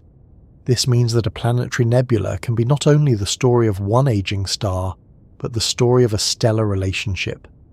Even in old age, some stars are affected by their companions, which is somehow both scientifically important and mildly relatable. For all their complexity, planetary nebulae remain one of the most accessible examples of stellar recycling. They show us material leaving a star and returning to the galaxy. The gas expands outward, carrying elements that were inside the star's outer layers. Dust may form in the cooling outflow. The central white dwarf remains behind. Over time, the gas mixes with the interstellar medium, becoming part of the raw material from which future clouds may form. This is not a perfect circle in the simple sense, but it is a cycle. Stars form from gas. Stars process gas into new chemical mixtures. Stars return some of that material. New clouds inherit it. New stars and planets form. Planetary nebulae are one of the visible handoff points in that cycle. They also remind us that a star's death is not always a catastrophe. For massive stars, death can be explosive. For sun-like stars, the end is more gradual, though still enormous. The outer layers drift away. The core remains. The nebula glows for a while, then fades. There is no blast wave tearing through space at supernova scale. No neutron star necessarily born in the center. No sudden creation of the heaviest elements through the most extreme processes. Instead, there is release. There is exposure. There is a shell expanding quietly into the dark. It is not peaceful for the gas exactly, but compared with the violence we will meet next, it feels like the calmer path. The shapes can be so beautiful that it is easy to forget the scale. A planetary nebula may be a light year or more across. The gas that looks like a small ring in a telescope could contain material spread over trillions of kilometers. The central star may be too faint to notice at first glance, yet it controls the glow through ultraviolet radiation. The gas is thin, much thinner than anything we would call a cloud on Earth, but across huge distances it becomes visible. This is a theme that keeps returning. Nebulae do not need to be dense by earthly standards to matter. Space works with length. A thin shell across a light year can shine enough for us to see from hundreds or thousands of light years away. There is a nice practical contrast between the white dwarf in the center and the expanding nebula around it. The white dwarf is compact, dense, and long-lived. The nebula is wide, thin, and brief. One is the remaining core slowly cooling, the other is the released atmosphere spreading outward until it disappears into the galaxy. Together they show the split outcome of a sun-like star's old age. The core becomes a stellar remnant. The outer layers become interstellar material. A star that once held itself together as one object becomes two different contributions to the universe, a dense ember and a fading cloud. As we keep moving through the nebula family, planetary nebulae occupy a special middle place in the emotional landscape of the topic, though the physics stays very concrete. They are not birth clouds, though their material may later help birth new stars. They are not supernova remnants, though they are also remains of stellar death. They are not reflection nebulae, though some earlier or related phases may involve reflected light. They are emission nebulae in the broad sense that they emit light from ionized gas, but their origin is specific. An aging star has shed its outer layers, and the exposed hot core has made those layers glow. Once that distinction is clear, the misleading name becomes easier to forgive. A useful way to carry them forward is this: planetary nebulae are the visible return of a star's outer atmosphere to space. They show a low or intermediate mass star moving from red giant to white dwarf. They glow because ultraviolet radiation from the hot central core ionizes the expanding gas. They come in many shapes because mass loss, winds, companions, and surrounding conditions are complicated. They enrich the interstellar medium with material processed inside stars, and they remind us that the end of one stellar life can become part of the raw supply for something else. Past the quiet release of a sun-like star, the galaxy gives us another kind of ending, one that is not a slow exhale but a sudden tearing open. A massive star does not leave the stage by gently setting down its outer layers and fading into a white dwarf. If it is heavy enough, it can spend its life building a core that becomes impossible to support. Then, in a final moment of collapse and rebound, the star explodes. Its outer layers are thrown outward at thousands of kilometers per second. A shockwave rushes into the surrounding gas. Elements forged inside the star are scattered into space. The star that once shone as a single object becomes an expanding shell, a tangled net of glowing filaments, a hot cloud of debris, and sometimes a compact remnant at the center. This is a supernova remnant, the aftermath of one of the most powerful events a galaxy can produce. A supernova remnant is not the explosion itself. That distinction is useful. The supernova is the brief, brilliant event, the sudden flare that can outshine billions of ordinary stars for a short time. The remnant is what remains after the flash begins to fade, the expanding material, the shock-heated gas, the disturbed interstellar medium, and sometimes the neutron star or black hole left behind. If a supernova is the thunderclap, the remnant is the rolling echo through the valley, except the valley is space. The echo lasts for thousands of years, and the thunder has thrown chemical elements across light years. Astronomy does tend to make ordinary comparisons work much harder than they expected. There are different kinds of supernovae, and that means there are different kinds of remnants. The type most directly connected to giant stars is a core collapse supernova. This happens when a massive star, usually at least about 8 times the mass of the Sun at birth, runs out of ways to support its core. For most of its life, the star balances gravity with pressure from nuclear fusion. Hydrogen fuses into helium.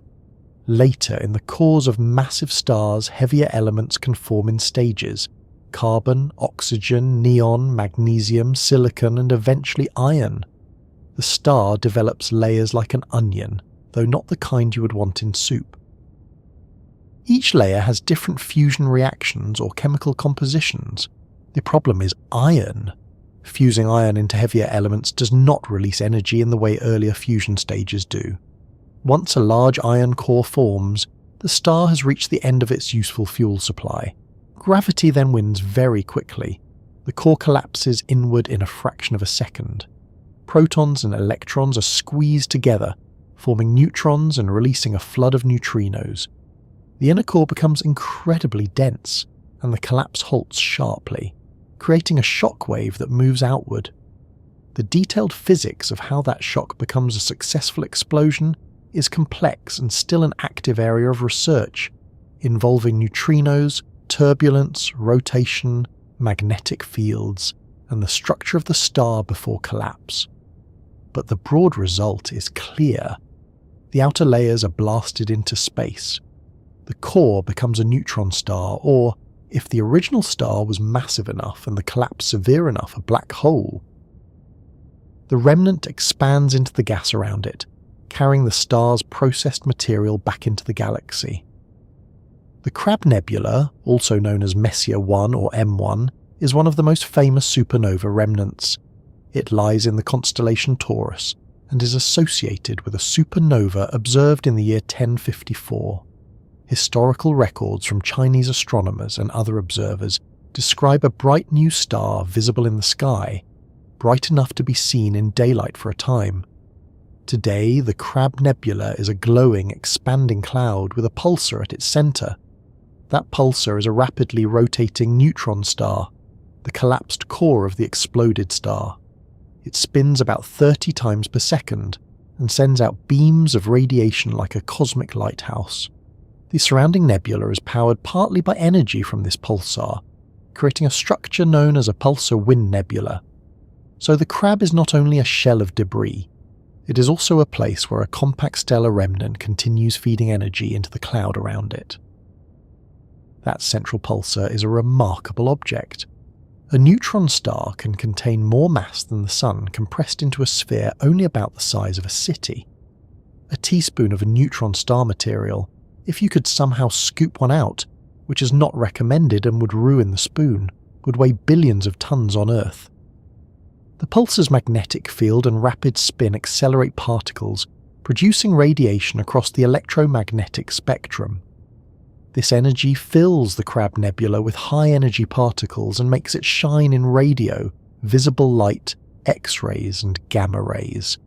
The delicate-looking filaments in photographs are therefore part of a powerful physical system.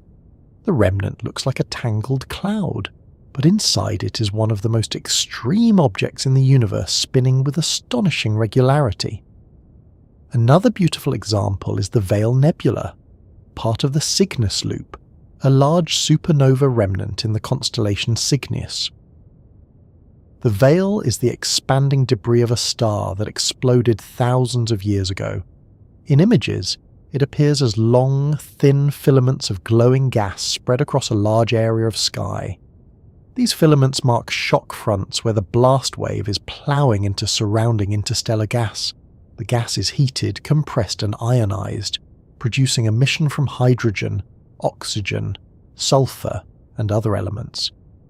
The veil's fine threads look almost fragile, like torn fabric drifting in space, but physically they are shock waves moving through gas at high speeds. The shape is beautiful because the explosion is interacting with an uneven surrounding medium.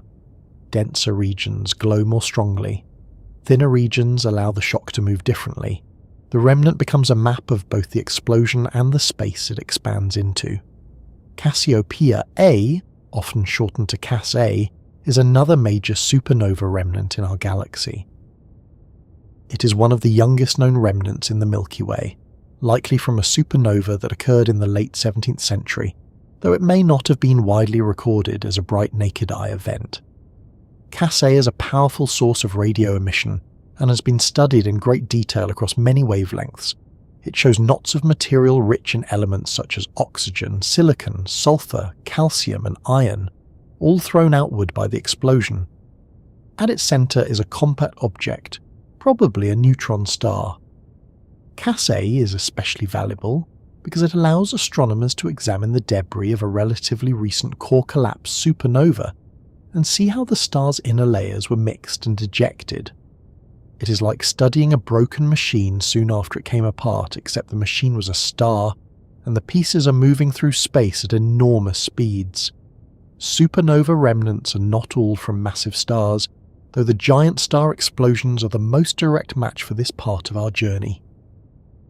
Some remnants come from Type 1 supernovae, which happen when a white dwarf in a binary system is pushed toward a catastrophic thermonuclear explosion. These events are different from core collapse. A white dwarf, usually made mostly of carbon and oxygen, gains mass from a companion star or merges with another white dwarf. Under the right conditions, runaway nuclear fusion destroys the white dwarf. There is no neutron star left behind in a normal Type 1a event, because the white dwarf is blown apart. The remnants of Type 1a supernovae still form expanding shells, shock waves, and enriched gas. Tycho's supernova remnant, known as SN 1572, and Kepler's supernova remnant, SN 1604, are famous historical examples. They remind us that supernova remnant is a broad family, even if the most dramatic giant star endings give us neutron stars, pulsars, and sometimes black holes. What all supernova remnants share is expansion. The debris moves outward from the explosion site and collides with surrounding material. At first, the ejector may expand almost freely.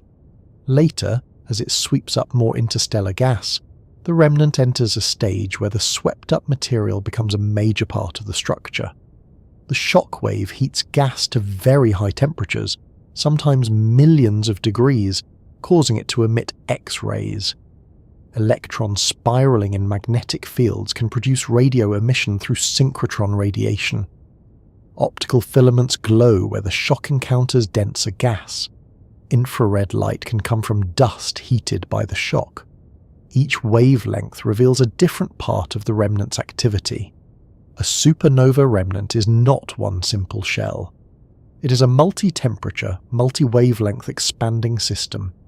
The shock wave is the main sculptor. When the blast wave hits the interstellar medium, it compresses and heats the gas. If the shock moves into a dense cloud, the gas can cool and radiate visible light, creating bright filaments. If it moves through thinner gas, it may remain hot and shine mostly in X-rays. The shock can also accelerate particles to very high energies, making supernova remnants important sources of cosmic rays. Cosmic rays are high-energy particles, mostly protons and atomic nuclei, that travel through space and sometimes reach Earth.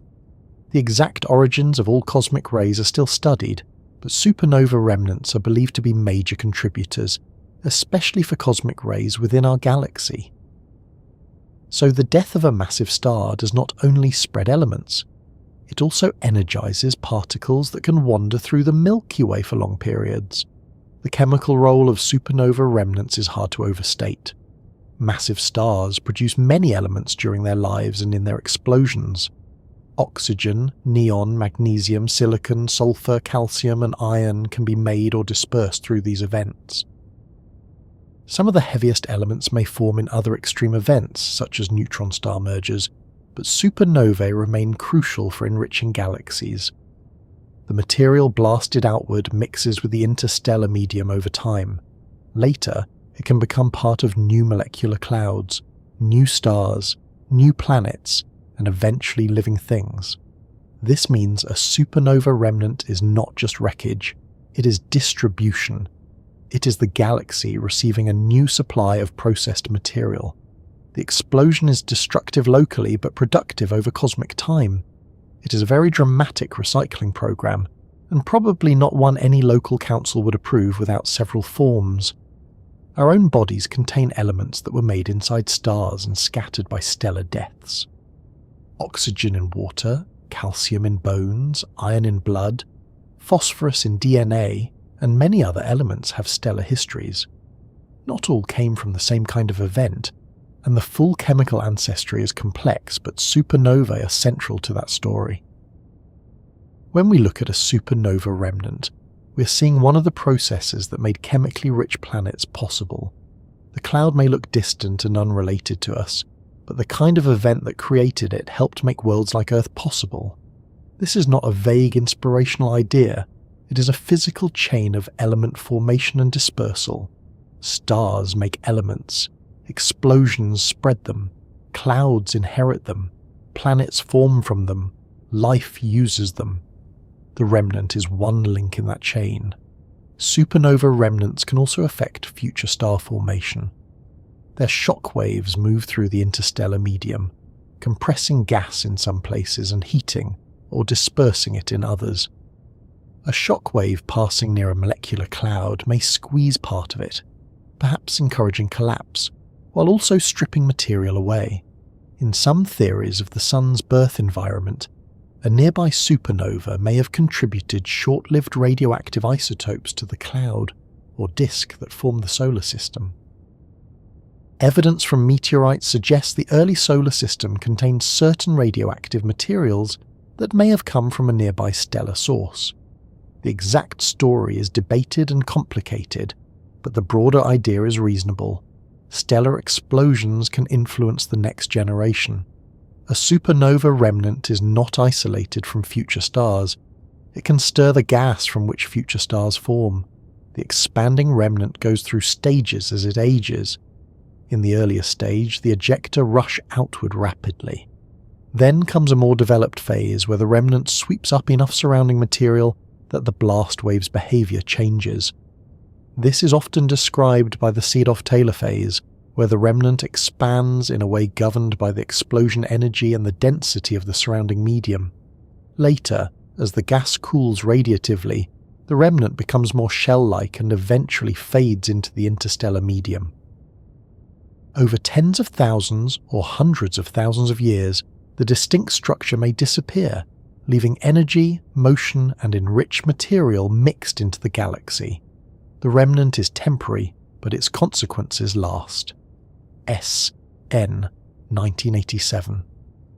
A gives astronomers a rare chance to watch a supernova remnant, developing almost from the beginning. The supernova appeared in 1987 in the Large Magellanic Cloud, a nearby dwarf galaxy.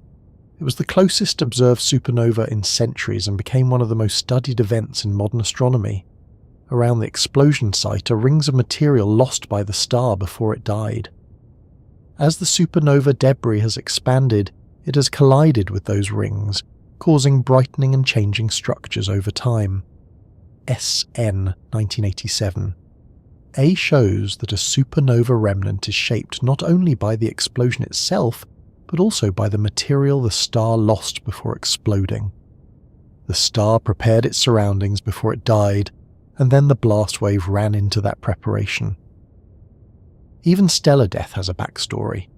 This idea is important for many remnants. Massive stars often lose mass before they explode. They may have strong winds, eruptions, or interactions with companion stars. These processes create bubbles, shells, or dense material around the star. When the supernova occurs, the blast wave expands into a shaped environment, not an empty uniform space. That is one reason remnants can look so different from one another. The explosion energy matters, the star's structure matters, and the surroundings matter. The same basic event, a star exploding, can produce very different looking remnants, depending on what the star was doing before the final collapse and what kind of gas lay nearby. Sometimes the compact object left behind becomes the most important energy source in the remnant. In the Crab Nebula, the pulsar wind fills the nebula with energetic particles. Other remnants show neutron stars that are quieter or harder to detect. Some core collapse supernovae may leave black holes instead, though finding and confirming the central remnant can be difficult. If a black hole forms, it may not produce a bright central source unless it is feeding on material. The outer shell may still show the explosion, while the center hides its outcome. Again, the universe is not always tidy enough to give us a clear label in the middle. In Type 1a remnants, the lack of a central neutron star helps distinguish them from many core collapse remnants. Their element patterns can also differ. Type 1, a supernovae are major producers of iron group elements, and their remnants can show strong iron signatures. Core collapse remnants often show elements made in massive stars such as oxygen and silicon, along with evidence of a compact core. By studying the distribution and composition of the debris, astronomers can work backward to understand the original explosion. This is a bit like forensic science, except the crime scene is light years wide, thousands of years old, and still expanding. The clues are spectra, shock speeds, X-ray maps, radio emission, and the arrangement of glowing knots. The visibility of a supernova remnant depends on age, distance, surrounding density, and wavelength. Some remnants are bright in radio but faint in visible light. Some shine strongly in X-rays. Some show beautiful optical filaments where shocks hit denser gas. Others are difficult to detect because they expand into low-density regions or have become too diffuse. The Milky Way likely contains many more supernova remnants than we have identified because dust, distance, and confusion in the galactic plane make detection hard. Radio observations are especially useful because radio waves pass through dust better than visible light. In this way, remnants join the wider lesson of nebulae. No single kind of light tells the whole story. The Veil Nebula is a good example of how a remnant can look different depending on wavelength and region. Optical images show thin, glowing filaments. X-rays trace hotter gas. Radio maps show synchrotron emission from energetic particles. These are not separate objects, but different physical conditions in the same remnant. The filaments we admire in visible light are only part of the blast wave structure. The full remnant is larger and more complex. When astronomers combine these observations, they can estimate the remnant's size, age, shock speed, and interaction with surrounding gas. The pretty photograph becomes a physical map. There's also a scale difference between planetary nebulae and supernova remnants that helps keep them distinct. Planetary nebulae are produced by lower mass stars and are usually less energetic, though still large and beautiful. Supernova remnants come from explosions and can carry much more kinetic energy. Their shock waves can heat gas to X-ray emitting temperatures and accelerate particles. Their chemical yields can include large amounts of heavy elements. Their expansion can disturb large volumes of interstellar space. A planetary nebula is a star returning its envelope. A supernova remnant is a star's outer layers and surrounding gas being driven outward by an explosion. Both are forms of stellar return, but the volume, energy, and violence are very different. For a calm mind moving through this topic at night, supernova remnants can feel like a strange fit. They are violent, hot, fast, and enormous, yet seen from Earth, they can appear delicate. The crab looks like a glowing web. The veil looks like fine threads. Cassae appears as knots and arcs. SCN 1987. A shows bright rings changing slowly over years. Distance turns violence into structure. Time turns explosion into remnant. The galaxy absorbs the event and slowly folds it back into the interstellar medium. That does not make the explosion gentle, but it does make it part of a larger cycle that is not only destructive. A star dies, and space receives what the star made. It is useful to hold on to that idea without making it too vague. The physical sequence is direct. A massive star forms in a molecular cloud. It lives quickly, fusing elements in its core and shells. It loses material through winds. Its core collapses. A supernova throws the outer layers outward. A remnant expands, shocks gas, emits across wavelengths, accelerates particles and spreads elements. Over time, the remnant fades and mixes with the interstellar medium. Later, some of that material may become part of another molecular cloud. The process is not a neat circle with a bow on it. It is messy, delayed, and mixed across huge distances. But the connection is real. Supernova remnants are one of the main ways galaxies stir and enrich themselves. The next time you see an image of the Crab Nebula or the Veil Nebula, it may help to look past the beauty and ask what kind of motion is hidden there. The filaments are expanding, the gas has been shocked, the atoms are emitting light because energy has passed through them. The colours mark different elements and conditions. The central pulsar, if there is one, may still be powering the cloud. The surrounding interstellar medium is being changed by the blast. Nothing about the remnant is simply sitting still, even if the image on the screen is still. It is long-lasting aftermath, caught in one moment of its expansion. After the exploded shells of giant stars, the story bends back toward beginnings, toward places where matter is not being hurled outward by death, but gathered inward by gravity. The same galaxy that holds the fading debris of supernovae also holds quieter, dustier places where new stars are still forming, and around those young stars new worlds may eventually begin. This is where the language can become a little tangled, because astronomy uses several similar phrases that sound as if they should mean the same thing, but do not always behave themselves.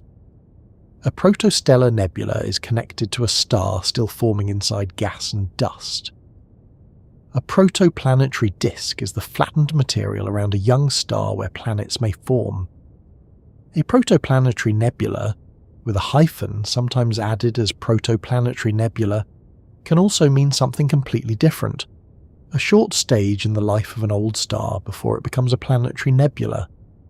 That older star meaning is real, but for this part of our journey, where we're following the messy beginnings of new worlds, we're mainly interested in the young star side of the story. Protostars, dusty envelopes, protoplanetary disks, jets, shadows, and the raw material from which planets may one day grow.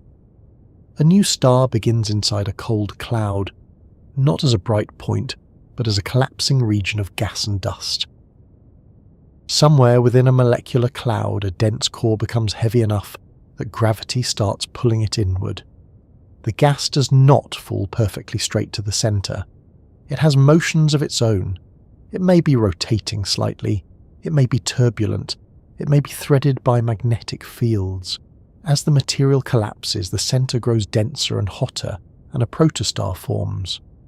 A protostar is not yet a fully settled star like the Sun. It is still gaining material from the cloud around it. It is hidden inside an envelope of dust and gas, wrapped so thickly that visible light may not escape easily. If we only used our eyes, many protostars would be invisible, but infrared and radio telescopes can reveal the warmth of dust and the motions of gas, showing us that a star is being assembled in the dark. This is one of the most important points to remember. Star formation is not a clean switch from cloud to star. It is a process with overlapping stages. Gas collapses into a dense core. A protostar forms in the centre. material continues falling inward. A rotating disk appears around the young star. Jets and outflows shoot away from the system, often along the poles. The surrounding envelope gradually thins. The young star becomes more visible. The disk remains for a time, and inside that disk, dust grains can collide, stick, grow into pebbles, then larger bodies, and eventually planets. It sounds orderly when said in a sentence, but the real process is not tidy at all. It is dusty, lopsided, magnetic, turbulent, and full of material moving in more than one direction at once. The young star is feeding, while at the same time throwing some material away.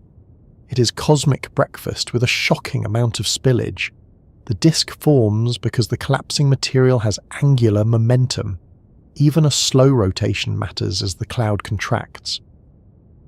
As material falls inward, that rotation becomes more important, and instead of all the gas dropping directly onto the protostar, much of it settles into a flattened disk. This disk is the protoplanetary disk, and it is one of the most important structures in the formation of planets. The young star sits in the middle, surrounded by gas and dust orbiting in a broad, thin plane. At first, the disk can be massive and active, feeding material onto the star. Later, it becomes the place where planet formation may begin. Dust grains bump into each other. Some collisions break grains apart, but others allow them to stick. Over time, tiny grains can become larger aggregates. Those can become pebbles, then planetesimals, then planetary embryos, and eventually planets if conditions allow. It is a long climb from dust to world, but the staircase begins in the disk. One of the best-known young star systems with a famous protoplanetary disk is HL Tau, also known as HL Tauri, L. Observations from the Atacama Large Millimeter/Submillimeter Array showed the disk around HL Tau with striking rings and gaps. These gaps may be linked to planets forming in the disk, or to other disk processes that concentrate and clear material. What makes HL Tau so important is how young the system is. Seeing structure in such a young disk suggested that planet formation, or planet-forming processes, may begin earlier than once expected. The image is not just beautiful. It is a clue that disks can become organised while the central star is still very young. Dust does not wait politely for the star to finish growing before it begins arranging itself. Another famous example is TW Hydrae, a nearby young star surrounded by a protoplanetary disk seen almost face-on from Earth. Because it is relatively close and oriented in a helpful way, astronomers can study its disk in great detail. Observations have revealed rings, gaps, dust distributions, and gas structures, making it a key laboratory for understanding how disks evolve. TW Hydrae is older than HL Tau, so it gives a different stage of the process. If HL Tau shows a very young disk already full of structure, TW Hydrae shows a more developed disk where planet formation may be well underway, or already shaping the material. By comparing systems like these, astronomers can piece together a rough timeline. No single disk tells the whole story. Each one is a snapshot of a longer process. The Orion Nebula also gives us famous examples of young disks, often called proplids, which is short for protoplanetary disks. In the Orion Nebula, many young stars are surrounded by dusty disks, but they live in a harsh neighbourhood. The massive stars of the trapezium cluster flood the area with ultraviolet radiation. This radiation can heat and erode the outer parts of nearby disks, creating bright teardrop-shaped structures. It is a dramatic reminder that planet formation does not happen in isolation. A young star may have a disk that could form planets, but nearby massive stars can strip material away, especially from the disk's outer regions.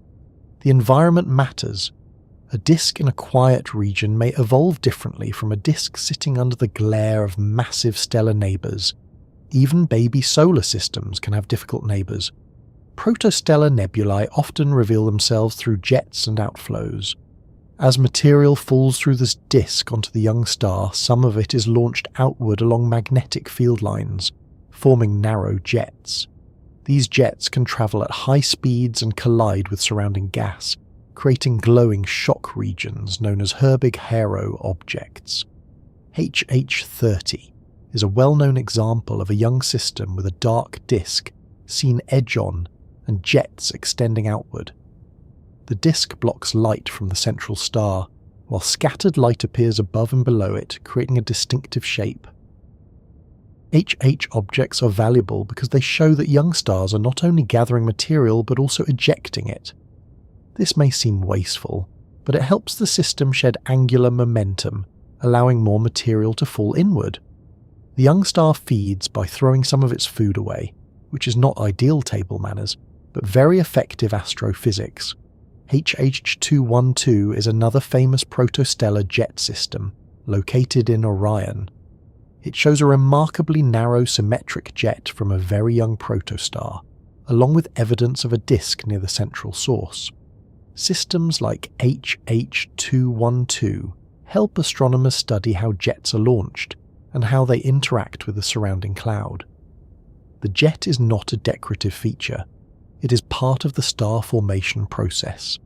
It carries energy and material into the surrounding nebula, carves cavities, and creates shocks. In infrared and radio observations, these jets and outflows can trace the activity of protostars still hidden inside dust. A forming star may be invisible in visible light, but its outflow can announce its presence like footprints leading away from a closed door. The term protostellar nebula can therefore describe the dusty, glowing, scattered and shocked environment around a young forming star. It may include an envelope, a disk, jets, outflow cavities, and reflection nebulosity. Often, light from the young star escapes along cleared cavities above and below the disk, then scatters off dust in the surrounding envelope. This can create a butterfly or hourglass shape.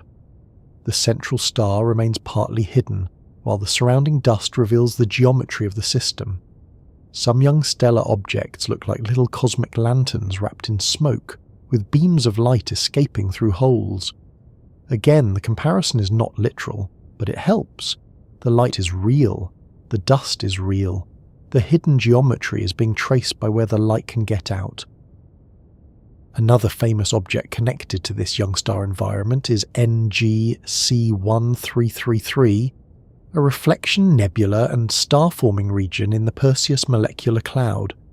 It contains many young stars, protostars, jets, and dusty structures. In visible images, parts of the region shine by reflected light. In infrared, many embedded objects become clearer. NGC1333 is useful because it shows how crowded and active a young stellar nursery can be. Several protostars may form in the same region, each with its own disk, outflows, and local surroundings. Their jets can collide with the cloud. Their radiation can illuminate dust. Their growth can affect nearby gas.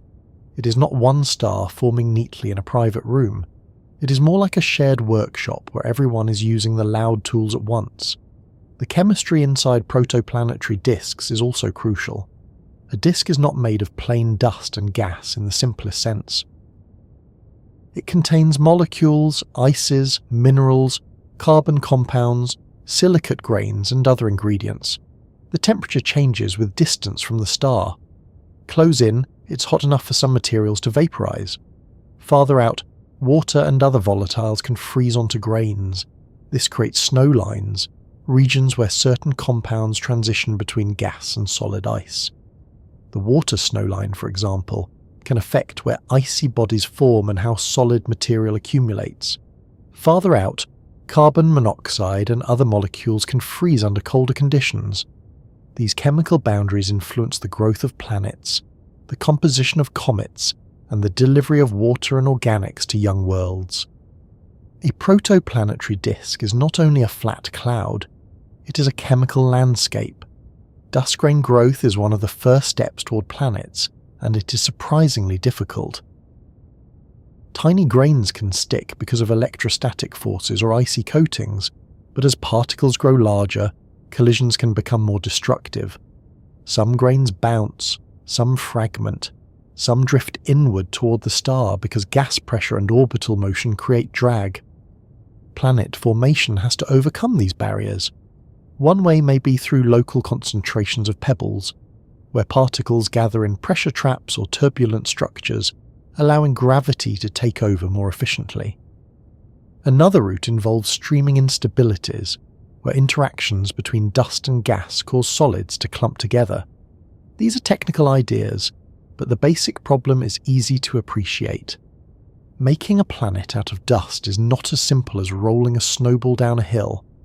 The disk is moving, the star is pulling, gas is dragging, particles are colliding, and everything is happening in orbit. It is a wonder anything gets assembled at all. Yet planets clearly do form, because we live on one and have found thousands more around other stars. Protoplanetary disks are the link between star formation and planetary systems. Observations of disks show rings, gaps, spirals, warps, shadows, and cavities. Some gaps may be carved by young planets. Spirals may be driven by gravitational interactions. Shadows may be cast by inner disks tilted relative to outer disks. Cavities may indicate clearing by planets, photoevaporation, or other processes.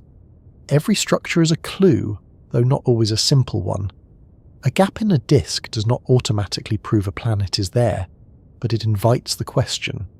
The disk is the crime scene, the suspect may be a planet, and astronomers are carefully checking the footprints. One especially interesting system is PDS-70, a young star with a disk containing directly imaged forming planets, often referred to as PDS-70b and PDS-70c. These objects are embedded in a disk gap and are still young enough that they provide rare evidence of planets in the process of formation. Studying systems like PDS-70 helps connect disk structures with actual planets. It moves the idea from inference toward direct observation. For years, rings and gaps in disks suggested that planets might be forming, but seeing young planets in a disk gives astronomers a more concrete example. It is like finding not just the footprints in the flower, but the small baker responsible. The nebula around young stars can include many types of visible and invisible material. In visible light, we may see reflection nebulae where dust scatters starlight. In infrared, we see warm dust and embedded protostars. In millimeter wavelengths, we see cold dust in disks and envelopes. In radio and sub-millimeter lines, we trace molecules and gas motions. A protostellar environment is therefore a multi-wavelength object. It may not fit neatly into the older idea of a nebula as a glowing cloud, but it absolutely belongs to the broader family of cosmic gas and dust structures. It is a nebula in the sense of being a cloudy environment where matter is not yet fully gathered into stars and planets, but is actively becoming them. There is also a useful contrast with the older meaning of protoplanetary nebula. In that older star case, the object is between the asymptotic giant branch and the planetary nebula stage. It is a dying star's shed material before it becomes fully ionized. That is not about new planets forming, despite the name. The young star protoplanetary disk, on the other hand, is very much about the possible beginnings of planets. This terminology can feel like a trapdoor in the floor, so it is worth stepping carefully. When we are talking about the messy beginnings of new worlds, the important structure is the protoplanetary disk around a young star, often embedded within or near a protostellar nebula. The old star protoplanetary nebula belongs closer to the planetary nebula story. Same words, different life stage. Astronomy does enjoy keeping us humble. As the young star matures, it gradually clears its surroundings. Some material falls onto the star, some becomes part of planets, moons, asteroids, comets, and smaller debris. Some is blown away by radiation, winds, jets, or nearby stars. The disk thins. Gas disappears faster than much of the dust. Planet formation must happen while enough disk material remains. Giant planets, especially gas giants, need to gather gas before it disperses.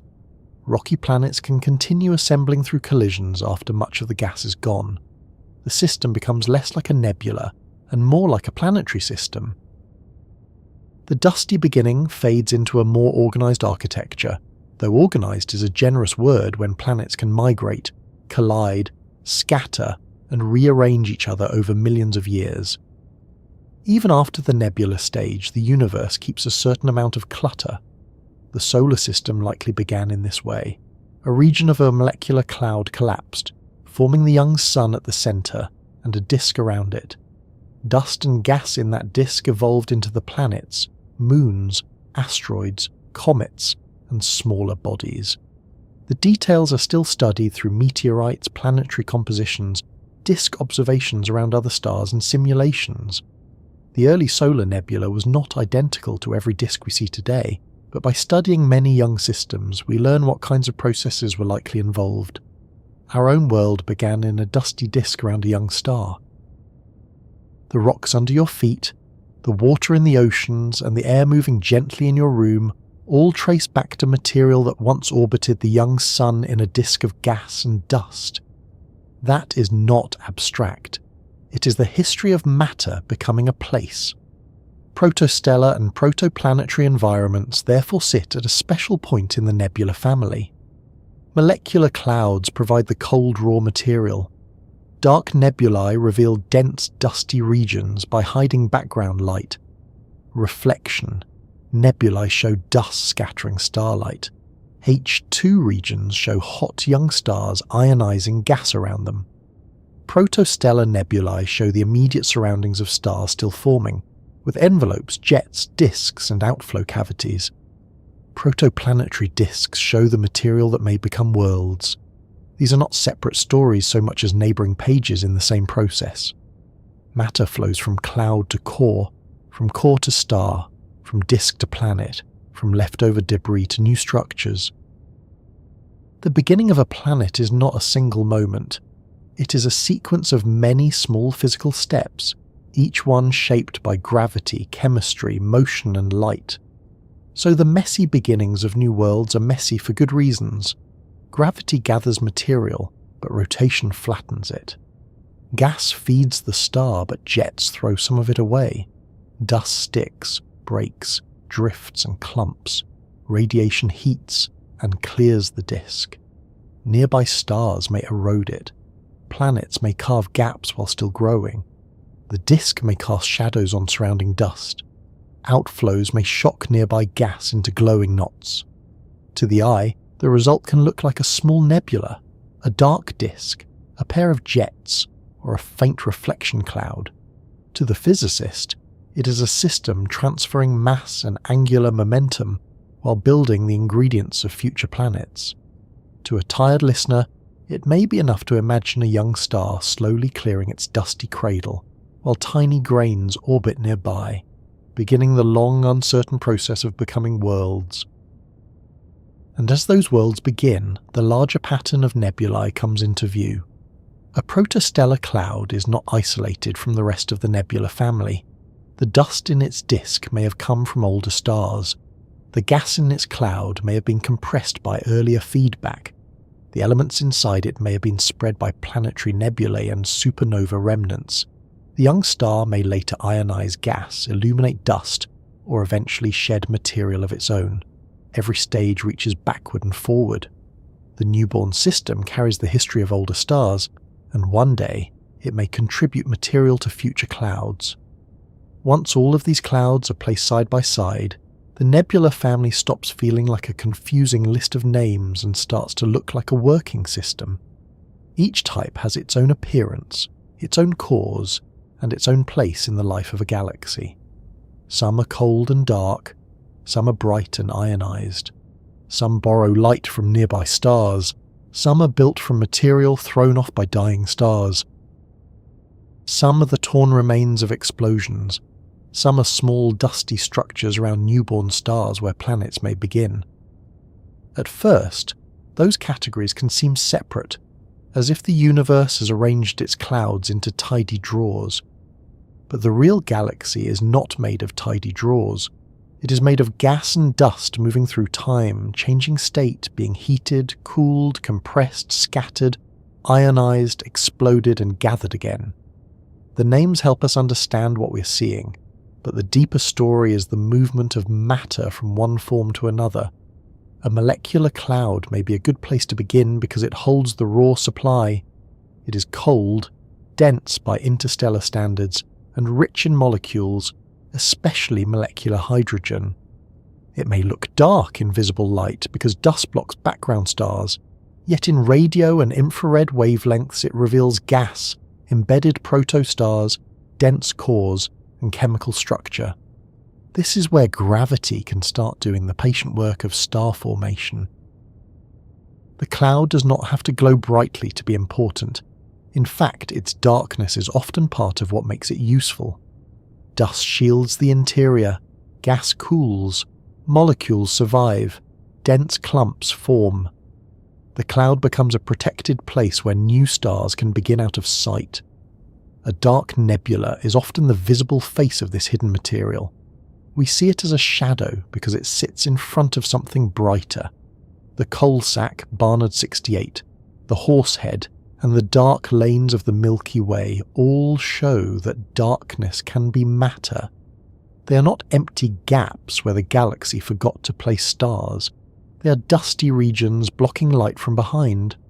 Some are part of much larger molecular clouds. Some contain dense cores. Some may be forming stars inside. The visible darkness is only one view. With infrared and radio observations, those shadows become rich structures. This is one of the most important habits in astronomy. When something looks empty, change the wavelength before deciding it is empty. The universe often hides its busiest rooms behind dusty doors. Once young stars form, they begin changing their birthplace. If the newborn stars are hot and massive enough, they flood nearby gas with ultraviolet radiation. Hydrogen becomes ionized, and the cloud glows as an H2 region, or emission nebula. This is what we see in places like the Orion Nebula, the Lagoon Nebula, the Eagle Nebula, the Rosette Nebula, Carina, and the Tarantula Nebula. The glow tells us that young, massive stars have arrived. But the glow is not only a sign, it is also a force. Ionized gas expands, radiation heats and erodes nearby cloud material, stellar winds carve bubbles, dense clumps resist for a while, forming pillars and bright rims. The cloud that made the stars is now being reshaped by them. Creation and destruction are happening in the same place, which sounds dramatic but is also simply how star-forming regions work. In nearby dusty regions where stars are bright but not necessarily ionizing large amounts of gas, reflection nebulae appear. These clouds shine because dust scatters starlight toward us. The blue glow around the Pleiades, the Iris Nebula, and the Witchhead Nebula shows dust borrowing light. The dust is not producing the light in the same way ionized gas does, it is redirecting it. Reflection nebulae help us trace dust grains, study scattering, and understand the environments around young stars. They also remind us that brightness can be borrowed, just as darkness can be material. A cloud may glow not because it is hot, but because it is well placed near a lamp. Around individual forming stars, the story becomes smaller in scale but no less important. Protostellar envelopes, jets, outflow cavities, and protoplanetary disks show how a star and perhaps a planetary system emerge from cloud material. In places like HL Tau, PDS 70, L1527, HH30, and the Proplids in Orion, we see disks, gaps, jets, dust, and young stars still interacting with their surroundings. This is where the broad nebula cycle begins to produce worlds. Dust grains grow, disks evolve, planets may form, gas disperses, the star becomes clearer. The cloud's material, once spread across light years, becomes organized into a system measured in astronomical units. The scale changes from cloud to disk to planet, but the material connection remains. Later, after stars live their lives, nebulae return in different forms. A sun-like star expands into a red giant, loses its outer layers, and exposes a hot core. The ejected gas becomes a planetary nebula when ionized by the central star. The Ring Nebula, Dumbbell Nebula, Helix Nebula, and Cat's Eye Nebula show this kind of stellar return. These nebulae are not about planet formation, despite the misleading name. They are about old stars shedding material. The glowing shell expands, the central star becomes a white dwarf, and the gas gradually mixes into the interstellar medium. Elements made or processed inside the star are returned to the galaxy. The star's long life ends by giving part of itself back. For massive stars, the return can be far more violent. A core collapse supernova hurls stellar material outward and leaves behind a supernova remnant. The Crab Nebula, the Veil Nebula, Cassiopeia A, and S N 1987A show different forms of this aftermath.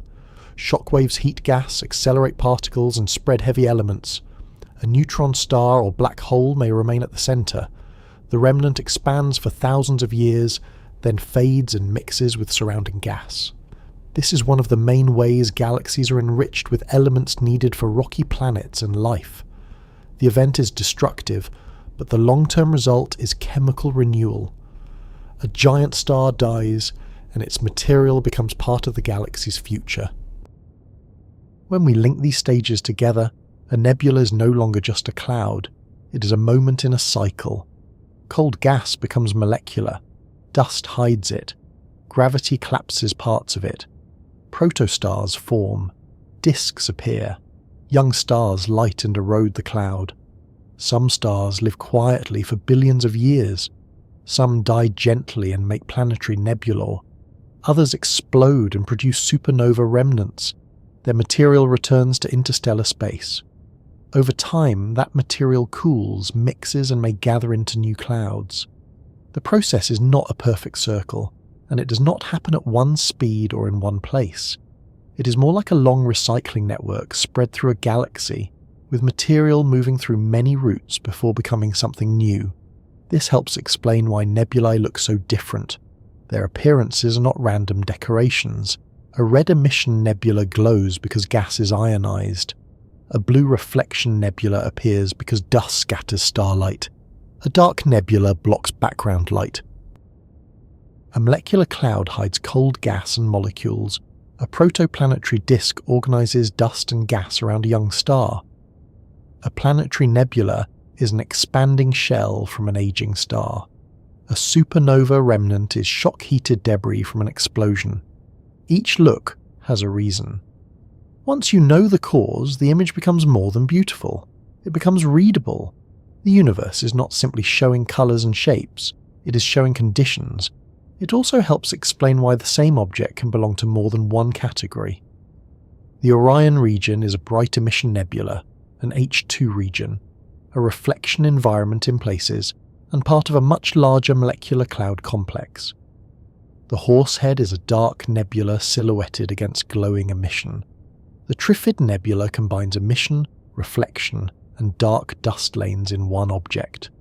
The Eagle Nebula contains ionized gas, dark dusty pillars, and star-forming material.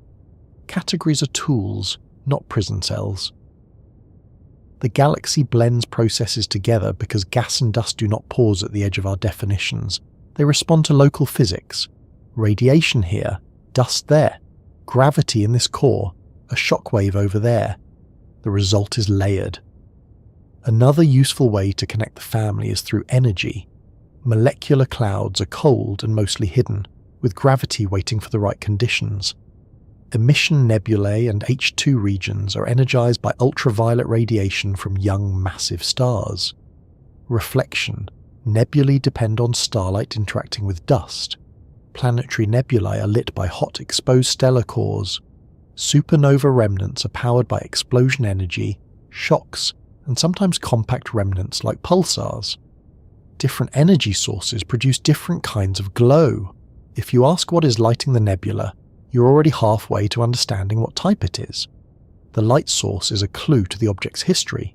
Dust is another thread running through almost every type. In molecular clouds, dust shields molecules and helps chemistry. In dark nebulae, dust blocks visible light.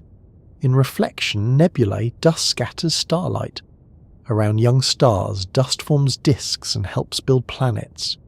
In planetary nebulae and supernova remnants, dust may be created, destroyed, heated, or scattered into space.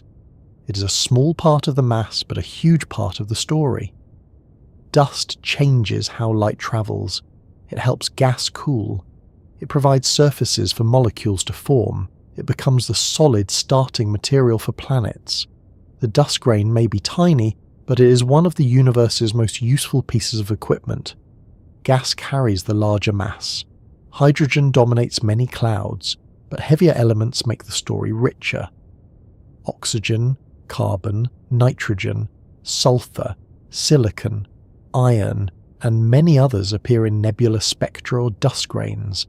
These elements tell us about past generations of stars. Early in cosmic history, the universe had mostly hydrogen and helium. Stars had to make the heavier elements. Nebulae are where those elements gather, glow, spread, and eventually become available for new stars and planets. When astronomers measure emission lines in a nebula, they are reading part of that chemical history. When they study dust in a disk, they are looking at material that may become a planet.